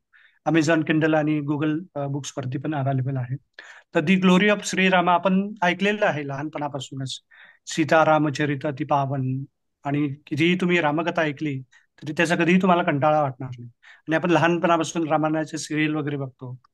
आणि जसं आता डॉक्टर काकांनी सांगितलं, डॉक्टर निमखेड काकांनी रामचरित मानस आपण आता पाहिलं सगळं. आणि मुख्य सुरुवात जी झाली ती वाल्मिकी रामायणापासून. वाल्मिकी रामायणानंतर नंतर जास्त मोठ्या पद्धतीनं जर कोणी केलं असेल तर ते रामचरित मानसमध्ये. आणि त्याबद्दल मला एवढंच म्हणायला आवडेल की रामचरित मानस हा आता नॅशनल बुक म्हणून घोषित करावं, राष्ट्रीय ग्रंथ, अशी लोकांची मागणी आहे. आणि तेच आपल्याला सांगून जातं की तो ग्रंथ किती महान असेल. आणि रामचरित्र आणि समर्थांनी जसं रामाचं गुणगान केलेलं आहे, आणि समर्थांची एक प्रसिद्ध ओवी आहे, रामकथा ब्रह्मांडापल्यात भेदून न्यावी. आणि त्याचंच गुणगान त्याच्याच चरणात ठेवण्याचा थोडासा हा प्रयत्न. आणि याच्यामध्ये काय आहे की दी ग्लोरी ऑफ श्रीरामामध्ये एक नामरामायण म्हणून आहे, माझ्या याच्यामध्ये आलं ते वाचनामध्ये. आणि त्याच्यामध्ये 108 श्लोकांमध्ये पूर्ण रामायण कथा त्याच्यात गुंफलेली आहे फक्त 108 श्लोकांमध्ये. आता जर आपण वाल्मिकी रामायण घ्यायला गेलो तर आपल्याला कदाचित बराच ते वेळ लागू शकतो वाचायला वगैरे. पण हे नामरामायण तुम्ही युट्यूब वगैरे मध्ये बघितलात तर ऑनलाईन लिंक मध्ये पण मी ते दिलेली आहे त्या बुकच्या याच्यामध्ये. तर एक 10-15 मिनिटामध्ये तुम्हाला ते 108 श्लोक तुम्ही म्हणू शकता ते. असं ते पूर्ण आणि त्याच्यामध्ये 7 खंड आता जसं डॉक्टर निमगेट काकांनी सांगितलं ती सगळे 7 खंड त्याच्यामध्ये कव्हर केलेली आहेत पूर्ण बालकांडापासून ते उत्तरकांडापर्यंत. तर हे नामरामायण त्याचा हा बेस आहे. त्याच्यानंतर रामरक्षा तर आपल्याला सगळ्यांना माहितीच आहे आणि आपण डेली त्याचं पठण करतो. तर त्या रामरक्षा आणि नामरामायण त्याची गुंफण थोडीशी माझ्या अल्पमतीप्रमाणे थोडासा करण्याचा प्रयत्न केलेला आहे.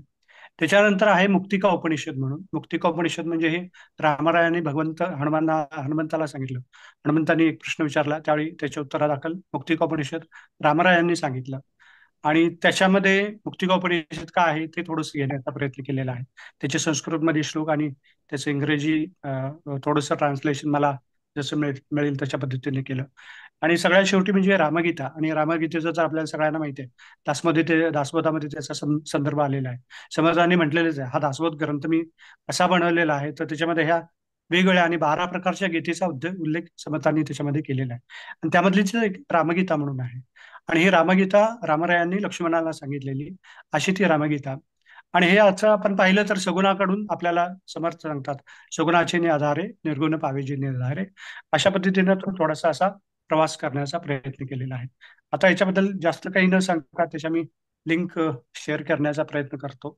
आणि परत एकदा हे सगळं माझं काहीच नाही जे आहे ते सगळं भगवंताचं देवाचं आणि परमपूज्य डॉक्टर काकांचं आणि समर्थांची एक ओवी नेहमी मला ती भावते की आहे तितुके देवाचे ऐसे वर्तने निश्चयाचे.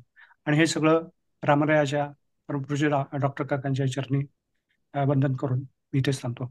जय जय रघुवीर समर्थ.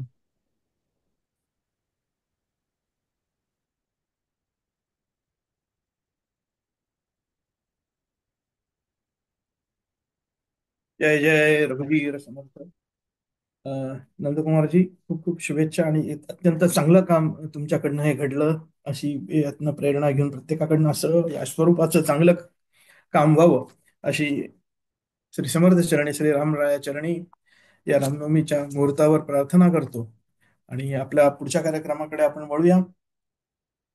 रामाय रामभद्राय रामचंद्राय वेदसे रघुनाथाय नाथाय सीताया पतये नमः. परमपूज्य डॉक्टर काकांना वंदन करतो, डॉक्टर साहेबांना वंदन करतो, आपल्या सर्वांनाही श्रीराम प्रति मानून आपल्या सर्वांनाही वंदन करतो. आणि समर्थचा जन्म हा रामनवमीच्या दिवशी झालेला आहे आपल्या सगळ्यांना माहिती आहे. आणि एकाच दिवशी एक प्रकारे एक गुरु शिष्यांचा तिथी यावी, जन्माची तिथी यावी, यापेक्षा चांगला योग दुसरा कुठला असू शकतो. आणि जसं रामाचं स्मरण करावं तसं समर्थांचंही स्मरण व्हावं या दृष्टीने आपण समर्थांच्या चरित्राचा काही भाग पाहूया. हे दासायन नावाचा जो ग्रंथ साधारण त्रिखंडात्मक आहे आणि तो अनंतदास रामदासी स्वामींनी लिहिलेला होता साधारण 70-80 वर्षापूर्वी. आणि त्याच्यानंतर अलीकडे त्याचं एका खंडामध्ये सगळं प्रकाशन झालं. एवढा सगळा काही भाग त्याच्यात घेता आला नाहीये. तर त्यातला काही भाग बघून आपण समर्थांच्या चरित्राचं काही भाग अगदी म्हणजे बालकांडापर्यंत आदिकांड पहिलं सप्तकांडात्मक चरित्र आहे त्यातलं पहिलं कांड जे आहे ते आदिकांड आहे. आणि त्या आदिकांडातला काही भाग आपण बघणार आहोत. पण त्याआधी समर्थ ज्या घराण्यात त्यांनी अवतार घेतला त्या घराण्याचा काही इतिहास बघणं हे आपलं कर्तव्य आहे. समर्थांचे जे पूर्वज होते, मूळ पुरुष जे होते कृष्णाजी पंत, हे मूळचे बिदर प्रांतातले म्हणजे महाराष्ट्र कर्नाटक बॉर्डरवरचं हे सध्याचं गाव हे तिथले. आणि दुष्काळामुळे त्यांनी स्थलांतर केलं आणि पुढे ते आत्ताच्या जालना जिल्ह्यातल्या जांब या गावी येऊन स्थिरावले. आणि त्या घरामध्ये सूर्याजी पंत नावाचा एक तेजस्वी पुरुष जन्माला आला, भगवत भक्त होता. आणि त्यांचा विवाह हा राणूबाईंशी झाला. राणूबाई काही ठिकाणी त्यांचा उल्लेख हा रेणुकाबाई म्हणून सुद्धा आहे. या राणूबाई आणि सूर्याजी पंत हे भगवत भक्ती अगदी पारमार्थिक होते. जोशी पण करत होते म्हणजे उपासना करणं, त्याच्यानंतर तिथी मुहूर्त सांगणं, कुलकर्णी पण हे त्यांच्याकडे होतं. आणि अशा प्रकारे त्यांचा प्रपंच सुरू होता. घरामध्ये सूर्योपासना होती आणि विवाहाला 36 वर्ष झाले तरी सुद्धा त्यांना पुत्रप्राप्ती झालेली नव्हती. त्यामुळे एक प्रकारे थोडेसे ते खिन्न होते, परंतु भगवत भक्तीमध्ये त्यामध्ये कुठेही त्यांच्या कसूर नव्हती. संत चरित्रकार महिपती म्हणून आपल्याकडे घेऊन गेले. त्यांनी दासविजय नावाचा एक ग्रंथ लिहिला. त्या दासविजय ग्रंथात या दोघांचं वर्णन त्यांनी असं असं दिलेलं आहे की ओवीबद्ध आहे ते की गृहस्थाश्रमी असूनही जाणं परमार्थ साधनी त्यांचे मन वाचेसी नेम केला त्याने असत्य वचन न बोले. गृहस्थाश्रमात असून सुद्धा परमार्थामध्येच त्यांचं मन रमलेलं होतं, दोघांचे नवरा बायकोंचं. आणि नेम त्यांचा असा होता की कधी असत्य बोलायचं नाही. पुष्कळ आहे मोठा, ते 20 ओव्यांचं आहे, पण आपण आता याच्यामध्ये ही एकच ओवी बघितली. आणि ही ओवी बघितल्यानंतर या ओवीचं 3रं आणि 4थं चरण वाचेसी नेम केला त्याने असत्य वचन न बोले. समर्थांनी पुढे जे मनाचे श्लोक लिहिलेले आहेत त्याच्यात मना सर्वथा सत्य सांडू नको रे, मना सर्वथा मिथ्य मांडू नको रे, मना सत्य ते सत्य वाचे बदावे, मना मिथ्य ते मिथ्य सोडून द्यावे. अशा प्रकारे समर्थांचे वडील हे आधीच आई वडील हे आधीच त्यांचा हा चरितार्थ अशा प्रकारचा चालला होता. त्या पुढे असं वर्णन आहे की गायत्री जप नित्य होता, 1200 सूर्यनमस्कार रोज, सूर्याची पंत घालायचे, अर्घ्य प्रदान करणं, सूर्यावलोकन, आदित्य हृदय कवच पाठ अशी सूर्यार्धना त्यांनी केलेली होती आणि ते सूर्योपासक होते. 36 वर्ष प्रपंचाला झालेली संतती नाही. आणि अशा वेळी त्यांनी असं ठरवलं की इतका आपण आता हा काळ बघितला, आता हा प्रपंच आपण इथे थांबवावा, या अनुष्ठानाचं उद्यापन करावं आणि कुठेतरी क्षेत्रवास करावा, म्हणजे तीर्थक्षेत्री जाऊन राहावं आणि भगवत सेवा करावी, असं त्यांनी ठरवलं. उद्यापनाचा दिवस उजाडला शके 1525, म्हणजे 1603 हे वर्ष. आणि माघ शुद्ध सप्तमीला, म्हणजे साधारण इंग्रजी कॅलेंडर प्रमाणे तो फेब्रुवारी महिना असावा असं आपण समजूया. आणि त्या दिवशी त्यांनी उद्यापन करायचं ठरवलं. उत्तर पूजा करत असताना दारामध्ये एक वृद्ध पण तेजपुंज असे गृहस्थ आले आणि सूर्याजी पंत उठून त्यांच्या जवळ गेले. आपण कोण, आपला परिचय काय, आपल्याला काय हवंय वगैरे विचारलं. तर त्या तेजस्वी पुरुषाने, वृद्धाने उत्तर दिलं की आपण ज्या देवतेची आराधना करता आहात तो मीच आहे आणि मी तुम्हाला वर द्यायला आलो. सूर्याजी पंतांना आनंद झाला आणि ते म्हणाले की आपण साक्षात जगदात्मा आहात, ज्यांची उपासना केली त्यांचे चरण आता मला बघायला मिळाले, आता मी नाशवंत वर अजून काय मागायला हवा. तरी सूर्यनारायण त्यांना म्हणाले की काहीतरी मागाच, देवता दर्शन हे अमोघ असतं आणि अशी संधी तुम्ही दवडू नका, तुम्हाला काय हवं ते मागा म्हणून. तरी सूर्याजी पंत आपल्या भूमिकेवर ते ठाम होते. ते म्हणाले मी तुमच्या दर्शनानेच कृतार्थ झालेलो आहे, जे मला मिळायला हवं होतं ते मला मिळालेलं आहे, आता काही नको. म्हणाले नाही, तरी तुम्ही काही मागावं. बघा, 3ऱ्यांदा म्हणतायत आणि सूर्याजी पंत नाही म्हणतायत.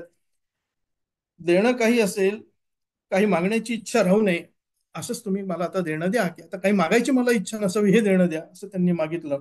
आणि तुमच्याच चरणी मला ठाव मिळावा अशी तुमची कृपा असावी, असं माझं मागणं आहे. सूर्यनारायण म्हणाले ते तर तुम्हाला आता मिळालंच आहे, पण तुमची इच्छाच जर का नसेल तर तुमच्या पत्नीला बोलवा. आणि म्हणून सूर्याजी पंतांनी राणूबाईंना बोलवलं आणि सांगितलं की हे सूर्य भगवान आहेत, सूर्यनारायण आहेत, प्रत्यक्ष आपल्या उपासनेने आपल्यावरती प्रसन्न झालेत, त्यांना नमस्कार करा. राणूबाईंनी नमस्कार केला आणि सूर्यनारायण भगवान त्यांना म्हणालेत की आता तुम्ही वर मागा. राणूबाई पण सूर्याजी पंतांसारख्याच, त्यांची काही बकेट लिस्ट नव्हती. सूर्याजी राणूबाई म्हणाल्या की काय मागू, आपल्या कृपेने आम्हाला सर्व काही अनुकूल आहे, आता अजून यापेक्षा अजून काही नको. तरी सूर्यनारायण भगवान पुन्हा त्यांना, आता खरं म्हणजे मागणारा हा विनंती करत असतो आणि देणारा ठरवत असतो द्यायचं की नाही, किती द्यायचं ते, केव्हा द्यायचं ते. पण भगवान आता त्यांना विनंती करतायत आणि त्यांना सांगतायत अहो पण काहीतरी इच्छा अंतःकरणात तुमच्या राहिलेली असेलच, ती मागा तुम्ही. तर अशा वेळी राणूबाई, आपल्याला आठवत आहे की शंकराचार्यांच्या आई वडिलांनी जे भगवान शंकराकडे मागितलं होतं की एक पुत्र द्यावा, आणि भगवान त्यांना शंकरांनी कंडिशन घातली, परीक्षा बघितली त्यांची की पुत्र मिळेल तुम्हाला, पण एक खूपच दीर्घायुष्य एकतर मिळेल, नाही तर त्याचं अल्पायुष्य असेल, पण तो संबंध जगतावरती आपला अधिराज्य गाजवेल, आपल्या उपदेशाने, आपल्या अभ्यासाने आणि लोकांना सन्मार्ग दाखवेल. आणि मग शंकराचार्यांचा जन्म झाला. तर इथे राणूबाई आता भगवंताला म्हणतायत की स्त्री स्त्री स्वभावाप्रमाणे पुत्र व्हावं असं मला वाटतं, पण अजून मला पुत्र झालेला नाहीये. आणि देणार असेल तर पुत्र द्या. आणि पुन्हा महत्वाचंच मागतात, की म्हणतात की परम भगवत भक्त असा पुत्र द्यावा. काय मागणं आहे? अशा प्रकारचं मागणं राणूबाईंनी सूर्यनारायणकडे मागितलं. आणि सूर्यनारायण भगवान म्हणाले, आमची पण इच्छा तीच आहे, पण तुम्हाला आता एक नाही दोन पुत्र होतील असं मी तुम्हाला वर देतो. एक मदअंशी म्हणजे सूर्यनारायणाच्या अंशाचा एक पुत्र होईल, आणि दुसरा मारुतीच्या अंशाचा होईल. त्यातला मदंश झालेला पुत्र जो असेल तो परमभगवत भक्तच असेल, श्रीराम उपासक असेल.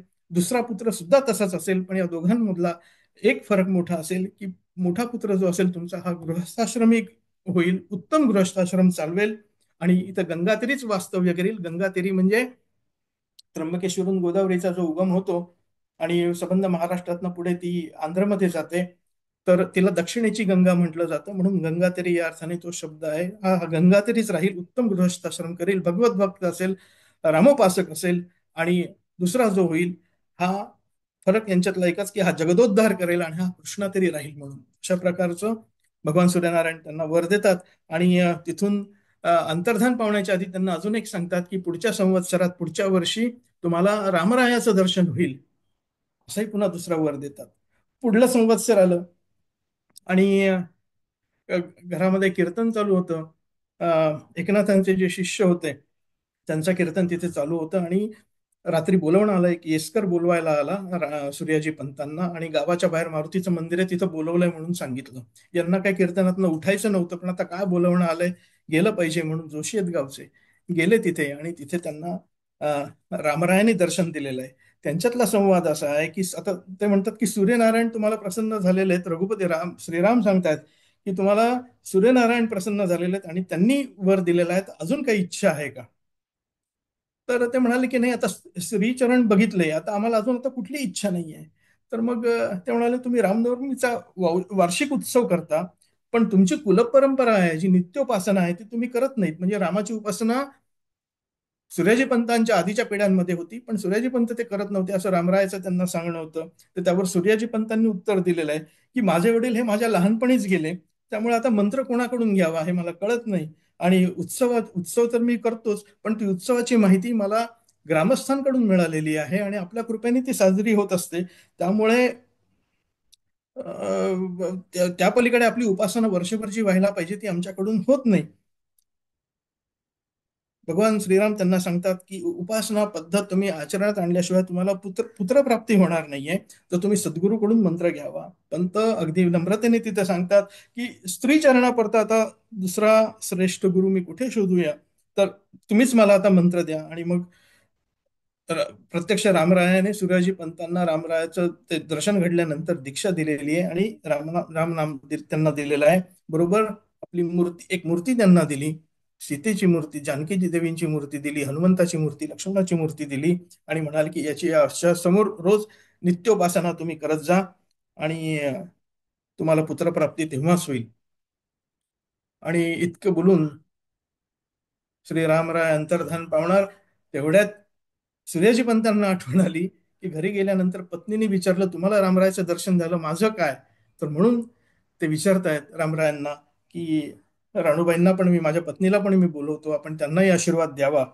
तर हे सांगतात त्यांना, श्रीरामराय सांगतात की त्यांचा योग आत्ता नाही, त्यांचा योग पुढे आहे. आणि पुढे शके 1605 म्हणजे शक वर्ष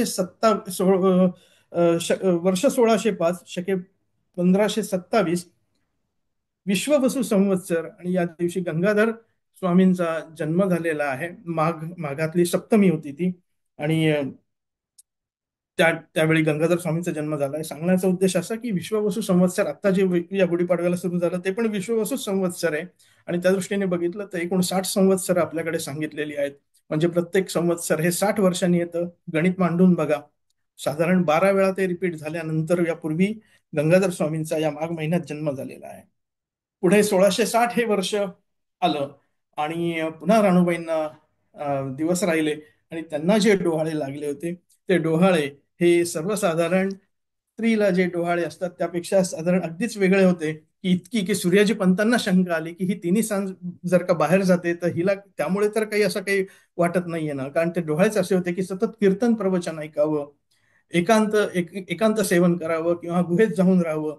आणि पुढे त्यात त्यांनी एक ओवी दिलेली आहे की मला कृष्णातीरी जाऊन राहायचं आहे आणि मला या संसाराचा वगैरे असा सगळ्याचा उद्वेग आलेला आहे. संत तुकाराम महाराजांचा अभंग आहे, गर्भाचे आवडी मातेचा डोहाळा. जे गर्भाला आवडतं, आईच्या पोटातल्या गर्भाला जे आवडतं त्याचेच डोहाळे मातेला लागत असतात. आणि त्याप्रमाणे पुढे आपल्याला दिसते की समर्थांचं आयुष्य कसं होतं. समर्थांचा जन्म झालेला आहे आणि महाराष्ट्राचा तो अभ्युदयाचा क्षण होता. रामनवमीचं नवरात्र बसलेलं होतं, उत्सव सुरू होता, रामनवमी होती. रामरायाचा जन्म होणार म्हणून जांबेच्या श्रीराम मंदिरामध्ये जिथे पुढचे रामरायांनी दृष्टांत दिल्यानंतर, दर्शन दिल्यानंतर जी रामोपासना सुरू झाली होती, तर त्याचा उत्सव तो तिथे सुरू होता आणि कीर्तन सुरू होतं. 12 वाजता रामजन्म होणार होता. तर वर्णन असं आहे त्याचं ओवीबद्ध असं की त्या कीर्तनाचं की नवमीचं मंडप रंग घालवणं, सारुनी वेग विधान पूजन, हरिदासांनी मांडिले कीर्तन, मिळाला बहुसमुदाय. तिकडे होत असे फराळा आई ती, इकडे सर्वही सिद्ध असती. गुलाल बुक्का धरिले हाती, वाद्य घोष करीती गजरेसी, त्रैलोक्य संपदा वाटे उणीव, मानितील भणगू आल्या वासव, मुख्य वळला असे श्रीराम राव, जय जयकार उठीन. आणि असा मंदिरात आनंदी आनंद चालला होता, गुलाल बुक्क्याची उधळण होणार. तेवढ्यामध्ये घरून सूर्याजी पंतांना बोलावणं आलं की त्यांच्या प्रसूती कळा या आता वाढलेल्या आहेत आणि आपण लवकर चला. कारण तेव्हा राणूबाई या घरामध्ये होत्या, मंदिरापासून थोडस दूर असलेल्या. तिथं एक दोन सुईणी वगैरे होत्या आणि एक नोकर होता. काही मदत लागली तर काही निरोप द्यायला घ्यायला तो निरोप द्यायला आला होता तो नोकर. आणि त्यांनी सांगितलं की आपल्याला ताबडतोब बोलवलंय म्हणून. आता त्या घरात ज्या बसलेल्या होत्या त्याचं वर्णन जे आहे की जठर नव्हे तो वैकुंठ भवन, ज्ञप्ती मात्राचे अधिष्ठान, आत अतवता ज्ञान संपन्न, सोहम भावाचा क्रीडतू, सद्वासनेचे डोहळे तत्वता, न लगे सुईणी ना नसे व्यथा, बैसली सप्रेम सद्म अतवता, जैसी कौसल्या देवकी. आणि तिकडे समर्थांनी जन्म घेतला, राणूबाई प्रसूत झाल्या आणि तोपर्यंत हे पोचलेच तिथे. सूर्याजी पंत सुद्धा घरी पोहोचले आणि त्यांनी आनंदी आनंद झाला. पुन्हा इकडे मंदिरात निरोप आला. आता यांना बुद्धी लागलेली होती, त्यामुळे आता पुढचे सोपस्कार कोणी करायचे म्हणून जे कुलोपाध्याय त्या गावातले जे होते त्यांच्याकडे सर्व सुपूर्द केलं सूर्याजी पंतांनी. आणि रामाला दुरूनच मनोभावे नमस्कार केला. समर्थांचा जन्म अशा प्रकारे झाला. आता हे मूल जेव्हा वाढत होतं तेव्हा घरामध्ये अगदी आनंदी आनंद अशा प्रकारचा होता की एकतर रामरायाने आधी दर्शन दिलेलं, सूर्यनारायणाने त्याच्या आधी दर्शन दिलेलं, त्यांचे वर जे काय होते ते सगळे सिद्ध झाले. आणि अशा प्रकारचं मूल जन्माला आल्यानंतर समर्थ दिशामासा वाढत होते. आपण फक्त याच्यात दोनच प्रसंग आता त्यांचे बघणार आहोत वेळेअभावी. त्यामध्ये एक पहिला होता की अत्यंत खोडकर असा हा मुलगा जसा वाढत होता तसा नदीवरती जावं पोहायला आणि वरनं उड्या माराव्या, उंचीवरनं उड्या मारा, झाडावरती चढावं, त्या फांदीवरनं उडी मारावी आणि नदीमध्ये त्या डोहामध्ये भोवऱ्यामध्ये उडी मारावी, अशा प्रकारचं धाडस ते अत्यंत लहानपणी असं करत होते मित्रांना बरोबर घेऊन. आणि एक एक क्षणी असं झालं की उडी घेतल्यानंतर त्यांच्या कपाळाला तो खडक लागला आणि कपाळाला जे टेंगूळ आलं ते पुढे कायम राहिलं. आणि आपण समर्थांच्या काही फोटोंमध्ये बघतो की त्यांना इथं ते असं टेंगूळ आलेलं दिसतं. भाळी आवाळू असे जे म्हणतात, भाळी आवाळू, ते आवाळू जे असं आलेलं होतं ते त्यामुळे आलेलं होतं. आणि दुसरा प्रसंग असा आहे की आता तो जो निजामशाही मधला प्रांत आहे, भारतावरतीचे जे राज्य होतं, 4 शाह्यांचं जे आदिलशाही होती, मुघलांचं होतं, कुतुबशहाचं होतं, निजामशाही होती, आदिलशाही होती. आणि या निजामशाहीतला हा प्रांत असल्यामुळे अन्यायाने लोक गांजलेले होते, आळशी झालेले होते आणि समर्थांना हे बघवत नव्हतं. तत्पूर्वी सूर्याजी पंतांचंही निधन झालं होतं, त्यांना अल्पायुष्य लाभलं होतं. गंगाधर स्वामी वयाने मोठे होते, गंगाधर स्वामींचं लग्नही झालं होतं. त्या काळच्या प्रथेप्रमाणे 7-9 वर्षाचे असताना गंगाधर स्वामींचं लग्नही झालेलं होतं. समर्थ लहान होते आणि हे सगळं ते बघत होते. हे सगळं बघत असताना त्यांना असं वाटलं की अरे या लोकांना तारणारा कोणीतरी असला पाहिजे, आपण काहीतरी केलं पाहिजे. आपण आपली संस्कृती, आपला धर्म, आपल्या रामराय याचा लोकांना विस्तार पडलेला आहे, लोक आळशी झालेले आहेत आणि मग जुलमाखाली भरडून निघतायत. लोकांचा हा आळस दूर होऊन बलदंड शरीर स्वतःचं सुद्धा रक्षण झालं पाहिजे आणि समाजाचं सुद्धा रक्षण झालं पाहिजे या दृष्टीने त्यांचं मन कासावीस होत होतं. पण वय असं होतं की या वयात काय करणार वगैरे. आणि अशातच राणूताई म्हणाल्या की आता तुम्ही पण लग्नाचे झालेले आहात तर तुमचा सुद्धा विवाह केला पाहिजे. हे समर्थांच्या काही मनामध्ये नव्हतं. आणि तरी सुद्धा आईचा आपला लकडा लावलेला सगळा सुरू वगैरे. पण हे काही होऊ शकत नव्हतं. समर्थांना काही हे मान्य नव्हतं आणि ते आपले तासन तास ध्यानमग्न असायचे. एक दिवस त्यांनी आपल्या घरातल्या खोलीमध्ये कपाटामध्ये आपल्याला स्वतःला कोंडून घेतलं. सगळीकडे गावभर शुभभर माणूस अशा ठिकाणी बसणार, किती वेळ बसणार लपून बसला तरी, 10 मिनिटं, 15 मिनिटं, 20 मिनिटं ही आपली अवस्था जास्तीत जास्त. नंतर एका क्षणी आपले हातपाय आवडतात आणि आपण तिथनं बाहेर यायला धडपड करतो. समर्थ तिथे अनेक काळ असे बसून राहिले. आणि सगळीकडे शोधाशोध सुरू झाली. नदीवरती बघितलं, रानात बघितलं, झाडावरती बघितलं, कुठे काही दिसेनात. आणि शेवटी काही कारणाने ते जेव्हा ते पडताळ उघडलं गेलं तर त्याच्यात आतमध्ये समर्थ बसले होते. आणि राणूबाईंनी त्यांना विचारलं की अरे इथे काय करतोस नारायणा. त्यांनी उत्तर दिलेलं की आई चिंता करतो विश्वाची. त्या विश्वाच्या चिंतेमध्ये ते मग्न होते. राणूबाईंना आता कळलं की आता हा जर का असा वागत असेल तर त्याचं लग्न करावं. आणि लग्न केल्यानंतर मुलं ठीक वागतील असा समज हा त्या काळी पण होता. आणि असं म्हणून समर्थांचं लग्न ठरवलं गेलं. समर्थांनी आईनी त्यांना शेवटची हे घातली होती, गळ घातली होती की निदान भोल्यावरती तरी उभं राहा, माझ्या म्हणण्याप्रमाणे पुढचं काय होईल ते होईल वगैरे. असं म्हणजे पुढे तुझा संसार व्यवस्थित चालेल, जसा होईल तसा होईल वगैरे असं त्यांचं म्हणणं होतं. आणि बायको ठिकाणावर आणेल असा त्यांचा समज होता. समर्थांनी आईला वचन दिलं, ठीक आहे तू म्हणतेस म्हणून मी बोहल्यावरती उभा राहीन. आणि समर्थ ते लग्न ठरलं. जवळच्याच गावातली एक मुलगी होती आणि तिच्याशी त्यांचं लग्न ठरलं. समर्थ उभे राहिले बोहल्यावरती. त्या काळी लग्न ही गोरज मुहूर्तावरती होत. संध्याकाळ गोरज मुहूर्त म्हणजे जेव्हा, गोरज या शब्दाचा अर्थ की जेव्हा गायी घराकडे यायला निघतात संध्याकाळच्या वेळी, त्यावेळी जी धूळ उडते त्याला गोरज. त्या गायींच्या पावलांनी, गायींच्या खुरांनी जी धूळ उडते ते रज म्हणजे कण, त्या धुळीचे कण. आणि गोरज त्या गायीच्या पावलांमुळे उडालेले अशा अर्थाने. तर म्हणून त्याला गोरज मुहूर्त, त्या संध्याकाळच्या वेळेला. अशा वेळी ते लग्न ठरलं. इलेक्ट्रिसिटी असण्याचा काही प्रश्नच नव्हता त्या काळामध्ये. साध्या दिव्यांवरती वगैरे बाकी सगळे कार्य चालायची. आणि त्याप्रमाणे अंधार झाला होता गावामध्ये. समर्थ मंडपात भोल्यावरती उभे राहिले. आणि जे उपाध्याय होते त्यांनी मंगलाष्टक म्हणायला सुरुवात झाली. आणि सावधान या शब्दाचा नेमका अर्थ समर्थांनी घेतला की माझं कर्तव्य काय, मी कशासाठी जन्माला आलेलो आहे. मारुतीचा अंश होते ते, त्यांना कल्पना होती सगळी. आपल्याला ते सगळं वेगळं वाटतं की त्या बालवयात वगैरे असं. पण हे जे संत जे असतात ते अवतार असतात मुळात भूमीवरती. त्यांना आपलं कर्तव्य काय, आपण का अवतार घेतलाय, का जन्म घेतला, हे त्यांना निश्चित माहिती नसतं. आणि आपल्याला माहिती नसतं म्हणून ते आपल्याला माहिती करून द्यायला अवतार घेत असतात. असो. घटका भरत आली. सावधान शेवटचं मंगलाष्टक आलं आणि सावधान म्हटल्यानंतर समर्थांनी तिथून धूम ठोकलेली आहे, निघून गेलेले आहेत. आणि लोकांच्या लक्षात आलं समर्थ पळून गेलेत, न तिथं जागेवरती नाही आहेत. अंतरपाठ हल्ल्यानंतर लक्षात आलं समोर कोणी नाहीये, गुपचूप निघून गेले होते. आणि तिथून गोदावरीच्या जांबेला आहे गोदावरी नदी, तिथून त्या किनाऱ्याने ते दूर दक्षिण त्याच्या उगमस्थानाकडे निघाले. आणि नाशिकला टाकळीजवळ येऊन ते पोहोचले.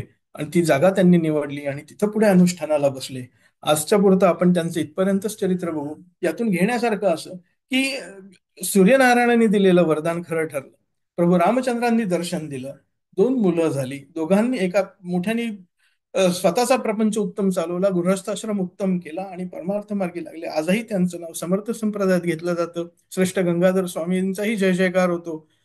समर्थांनी पुढे राष्ट्रकार्य फार मोठं केलं. तो पुढचा आपल्याला माहिती आहे, पण त्याचे अनेक बारकावे असतात आणि त्याचा आपण नेहमी अभ्यास करावा असं वाटतं. की त्या लहान वयामध्ये 12व्या वर्षी काय त्यांची म्हणजे बुद्धीची प्रगल्भता असावी की लोकांचं कल्याण व्हावं, आपल्याकडनं व्हावं. आणि या हेतूने त्यांचं पुढचं आयुष्य हे छान व्यतीत झालेलं आहे. मागच्या सत्रांमध्ये आपण मनाश्रेष्ठ धारिष्ठ जीवी धरावे या प्रकारचे, या तिघांच्या चरित्रामध्ये धारिष्ठ कसं असावं, काय हवं ते माग सूर्यनारायणांनी विचारल्यानंतर सुद्धा सूर्याजी पंतांची हिंमत झाली नाही की काय हवं ते मागावं. सगळं मिळालेलं आहे. प्रभूंचे दर्शन एकदा दिसल्यानंतर आता कुठली इच्छा राहते. पुढे रामरायाचं दर्शन झाल्यानंतर तेच. आणि खूप आग्रह केल्यानंतर म्हणजे तेव्हा कुठे राणूबाईंनी इच्छा काय व्यक्त केली आणि पुढे त्यांच्या पोटी जे 2 पुत्र जन्माला आले त्यातले दुसरे समर्थ रामदास स्वामी हे रामनवमीच्या मुहूर्तावरती मारुतीचाच अंश असलेले आणि बलोपासना पुढे त्यांनी केली. अशा प्रकारचं हे लहानपणीच त्यांना सगळं अवगत होतं. आपल्याला पुढे काय करायचं हे त्यांचं ध्येय निश्चित होतं आणि अशी बुद्धी आपल्याला इथून पुढे आजपासून आपल्याला हो अशी मी इथे प्रार्थना करतो आणि इथे थांबतो. मला जसं सांगायला असं आवडलं असतं तसं हे झालेलं नाहीये. अगदी थोडक्यात मी सांगितलेलं आहे. अनेक महत्वाचे प्रसंग काही आहेत किंवा घटनात की ज्यातनं आपल्याला घेता येतं अशा गोष्टी सांगायच्या राहून गेलेल्या आहेत. पण तरी सुद्धा मी इथे थांबतो. एकदा सगळ्यांनी जय जयकार करूया. राजाधिराज रामचंद्र महाराज की जय. सद्गुरु समर्थ रामदास स्वामी महाराज की जय. श्रेष्ठ गंगाधर स्वामी महाराज की जय. जय जय रघुवीर समर्थ. यानंतर आपण सामूहिक रामरक्षा म्हणणार आहोत आणि खरं 38 श्लोक आहेत रामरक्षेमध्ये. मी महेशला विनंती करतो शक्य असेल तर त्यांनी इथं ते स्क्रीनवरती रामरक्षा शेअर करावी किंवा आपण आपल्या तोंडपाठही असेलच पण जरी अगदी वाटलं कारण श्लोकाचे क्रमांक आपल्याला माहिती नसतात. एकदा म्हणायला लागलो की सगळं माहिती असतं. ही शेअर झालेली इथे आणि आपण इथे किती जण आपण यांच्यापैकी 38 याच्यामध्ये श्लोक आहेत साधारण रामरक्षेमध्ये. तर आपण कोण कोण याच्यामध्ये म्हणणार आहात. बहुतेक सगळेच म्हणतील पण मला एकदा नाव सांगितलं तर आपण क्रम ठरवूया आणि त्याप्रमाणे पुढचे श्लोक म्हणायला क्रमाक्रमाने सुरुवात करूया. कारण सामूहिक रामरक्षा व्हावी अशी इच्छा आपण ऑनलाईन भेटत असल्यामुळे त्यात आपल्याला शक्य नाहीये. कोण कोण म्हणणार. मग डॉक्टर साहेब तुम्ही एकटे आहात का दोघं आहात.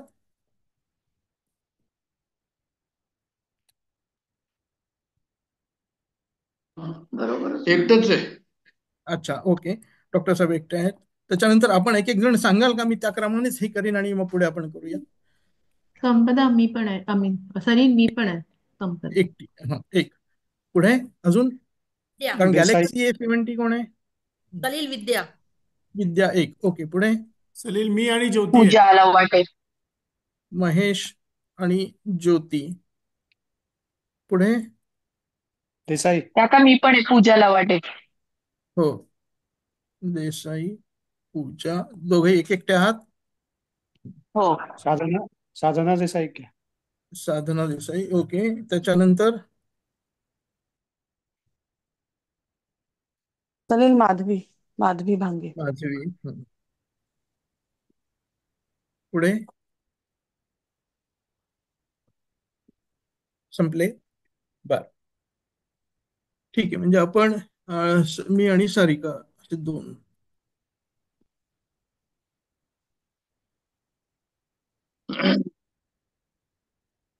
11 जण आहोत आपण.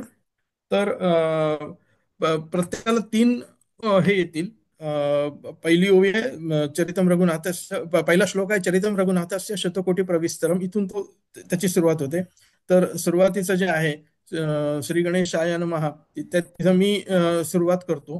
त्याच्यानंतर डॉक्टर साहेब संपदा हे प्रत्येकाने 3-3 म्हणायचे आहेत पुढे या क्रमाने. मी क्रम सांगू का पुन्हा. बरोबर इथे कन्फ्युजन होण्याची शक्यता आहे.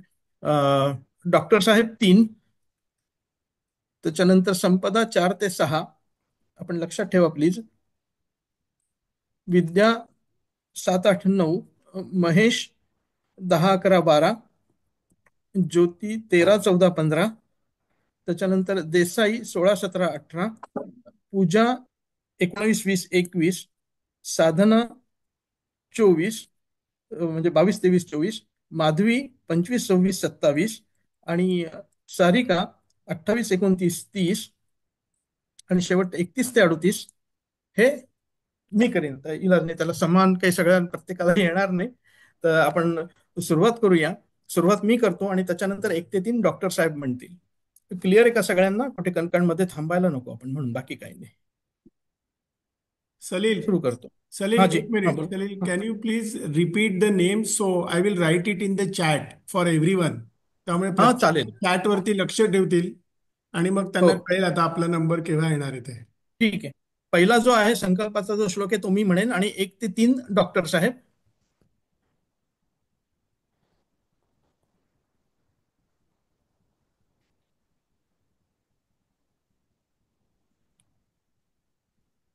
सांगू पुढचं? हा, बोल बोल. तुला दिसतंय का? संपदा प्रत्येकाने चॅट उघडायला सांग प्रत्येकाला आपापला. आणि जे मोबाईल वरती असतील त्यांना कठीण असेल, पण म्हणून त्यांनी नो लिहून प्रॉब्लेम. घ्यावं. चालेल. हा. हा. डॉक्टर साहेब व्यक्ती 3, संपदा परेरा 4, 5, 6, विद्या दिवटे 7, 8, 9, महेश शुक्ल 10, 11, 12, ज्योती शुक्ल 13, 14, 15,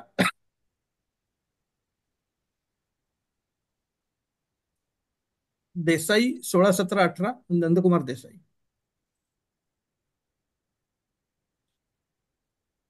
पूजा 19, 20, 21, साधनाताई 22, 23, 24, एक मिनिट. हा. पूजा 19 ते 21, 21, साधनाताई ताई 22, 23, 24, 22 ते 24, माधवी 25, 26, 27, माधवी 25 ते 27. ओके. सारिका 28, 29, 30, सारिका 28 ते 30. ओके.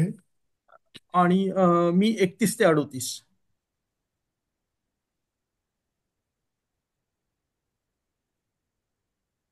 ओके. तो माझ्या स्क्रीनवरती ही जी चॅट आहे विंडो ती दिसते का सगळ्यांना?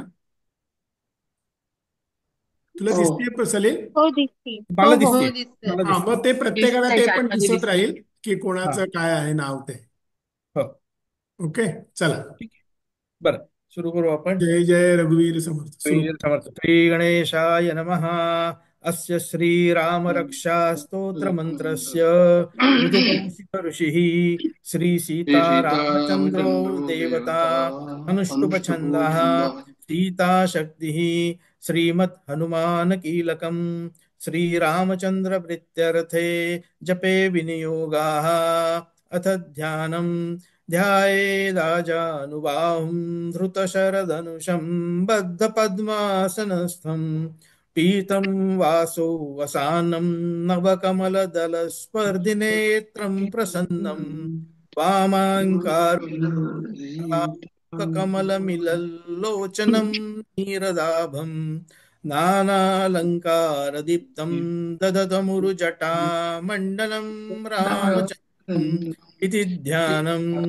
चरितं रघुनाथस्य शतकोटिप्रविस्तरम् एकैकमक्षरं पुंसां महापातकनाशनम् ध्यात्वा नीलोत्पलश्यामं रामं राजीवलोचनम् जानकी लक्ष्मणोपेतं जटां मुकुटमण्डितम् सासीतूर्णधनुर्बाणः पाणिन्नक्तं चरान्तकम् स्वलीलया जगत्रातु माविर्भूतमजं विभुम् राम रक्षां पठेत् प्राज्ञः पापघ्नीं सर्वकामदां शिरो मे राघवः पातु भालं दशरथात्मजः कौसल्येयो दृशो पातु विश्वामित्रप्रियश्रुतिः घ्राणं पातु मखत्राता मुखं सौमित्रिवत्सलः जिह्वा विद्यानिधिः पातु कण्ठं भरतवन्दितः स्कन्धो दिव्यायुधः पातु भुजौ भग्नेशकार्मुकः करौ सीतापतिः पातु हृदयं जामदग्निजित् मध्यं पातु खरध्वंसी नाभिं जाम्बुदाश्रयः सुग्रीवेशाकटी पातु सख्स्थिनी हनुमत्प्रभु उरु रघुत्तमः पातु रक्षकुलविनाशकृत् जानुनी सेतुकृत् पातु जङ्घे दशमुखान्तकः पादौ विभीषणश्रीद पातु रामोऽखिलं वपुः एतां रामबलोपेतां रक्षाय सुकृती पठेत सचिरायुः सुखी पुत्री विजयी विनयी भवेत् पाताल भूतल व्योमचारिणः न द्रष्टुमपि शक्तास्ते रक्षितं रामनामभिः रामेति रामभद्रेति रामचन्द्रेति वा स्मरन् नरो न लिप्यते पापै भुक्तिं मुक्तिं च विन्दति जगज्जैत्रेकमन्त्रेण रामनामाभिरक्षितम् यः कण्ठे धारयेत् तस्य करस्था सर्वसिद्धयः वज्रपञ्जरनामेदं यो रामकवचं स्मरेत् अव्याहताग्नयज्ञत्र सर्वत्र लभते जयमङ्गलम् आदिष्टवान् यथा स्वप्ने राम रक्षामि मामरः तथा लिखितवान् प्रान्तः प्रबुद्धो बुधकौशिकः आरामकल्पवृक्षाणां विराम सकलापदाम् अभिराम स्त्रीलोकाणां रामः श्रीमान् सनत्प्रभु तरुणो रूपसम्पन्नो सुकुमारो महाबलो पुण्डरीकविशालाक्षो क्षीरकृष्णाजिनाम्बरो फलमूलाशिनो दान्तो तापसो ब्रह्मचारिणो पुत्रो दशरथस्यौ भ्रातरो रामलक्ष्मणौ शरण्यो सर्वसत्त्वानां श्रेष्ठो सर्वधनुष्मतां रक्षः कुलविहन्तारो ताये रघुत्तम आततज्ज धनुषा विसस्पृशा भक्षया शुभनिसङ्गसङ्गिनो रक्षणाय मम रामलक्ष्मणावकर्तापति सदैव गच्छतां सन्नद्ध कवची खड्गी चापबाणोदरो युवा गच्छं मनोरथोऽस्माकं रामं पातु स लक्ष्मणः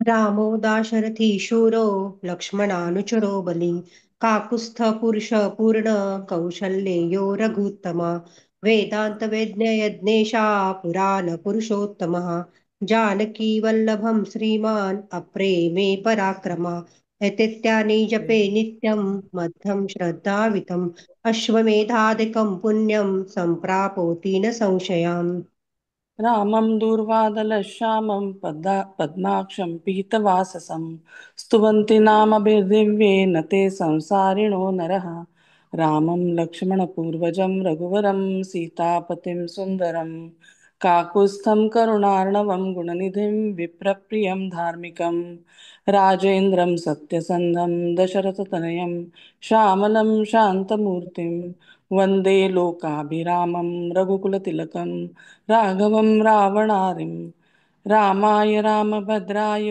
रामचन्द्राय वेदसे रघुनाथाय नाथाय सीताया पतये नमः श्रीराम राम रघुनंदन राम राम श्रीराम राम भरताग्रज राम राम श्रीराम राम रणकर्कश राम राम श्रीराम राम शरणं भव राम राम श्रीरामचंद्र चरणौ मनसा स्मरामि श्रीरामचंद्र चरणौ वत्सा गृह्णामि श्रीरामचंद्र चरणौ शीर्षा नमामि श्रीरामचंद्र चरणौ शरणं प्रपद्ये माता रामो मत्पिता रामचन्द्रः स्वामी रामो मत्सखा रामचन्द्रः सर्वस्वं मयि रामचन्द्रो दयालु नानं जाने नैव जाने न जाने दक्षिणे लक्ष्मणो यस्य वामे तु जनकात्मजा पुरतो मारुतिर्यस्य त्वं वन्दे रघुनन्दनं लोकाभिरामं रणरङ्गधीरं राजीवनेत्रं रघुवंशनाथं कारुण्यरूपं करुणाकरं त्वं श्रीरामचन्द्रं शरणं प्रपद्ये मनोजवं मारुततुल्यवेगं जितेन्द्रियं बुद्धिमतां वरिष्ठं वातात्मजं वानरयुद्धमुख्यं श्रीरामदूतं शरणं प्रपद्ये पूजन्तं राम रामेति मधुरं मधुराक्षरम् आरुह्य कविता शाखा वन्दे वाल्मीकिकोकिलम् आपदामपहर्तारं दातारं सर्वसम्पदां लोकाभिरामं श्रीरामं भूयो भूयो नमाम्यहम् भर्जनं भवबीजानां तर्जनं सुखसम्पदां तर्जनं यमदूतानां राम रामेति गर्जनं रामो राजमणि सदा विजयते रामं रमेशं भजे रामेणाभिहता निशाचरचमु रामाय तस्मै नमः रामानास्ति परायणं परतरं रामस्य दासोऽस्म्यहं रामे चित्तलया सदा भवतु मे भो राम मामुद्धरम् राम रामेति रामेति रमे रामे मनोरमे सहस्रनाम तत्तुल्यं राम नाम वरानने इति श्रीबुधकौशिकविरचितं श्रीरामरक्षास्तोत्रं सम्पूर्णं श्रीसीतारामचंद्रार्पणमस्तु. 29व्या श्लोकातलं पहिलं चरण, श्री रामचंद्र चरणो मनसा स्मरामी, याचं आपण हे कायम लक्षात ठेवूया. आणि आता शेवटच्या सत्राकडे, आत्मषटकाकडे जाऊया. संपदा, आत्मषटक म्हण. मी सगळे एका आहोत बसल्या ठिकाणी म्हणूया.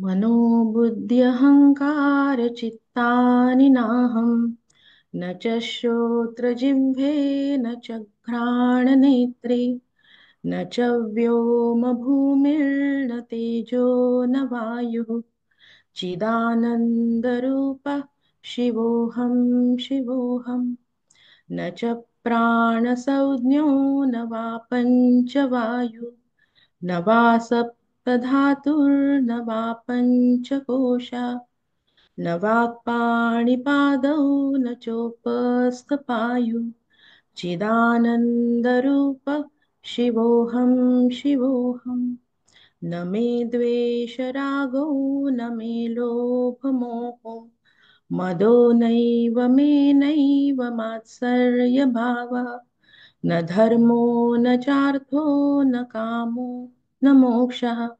चिदानन्दरूपः शिवोऽहं शिवोऽहम् न पुण्यं न पापं न सौख्यं न दुःखं न मन्त्रो न तीर्थं न वेदा न यज्ञः अहं भोजनं नैव भोज्यं न भोक्ता चिदानन्दरूपः शिवोऽहं शिवोऽहम् न मे मृत्युशङ्का न मे जातिभेदः पिता नैव मे नैव माता न जन्मः न बन्धुर्न मित्रं गुरुर्नैव शिष्यः चिदानन्दरूपः शिवोऽहं शिवोऽहम् अहं निर्विकल्पो निराकाररूपो विभुर्व्याप्त सर्वत्र सर्वेन्द्रियाणां सदा मे समत्वं न मुक्तिर्न बन्धः चिदानन्दरूपः शिवोऽहं शिवोऽहम् चिदानन्दरूपः शिवोऽहं शिवोऽहम् चिदानन्दरूपः शिवोऽहं शिवोऽहम्.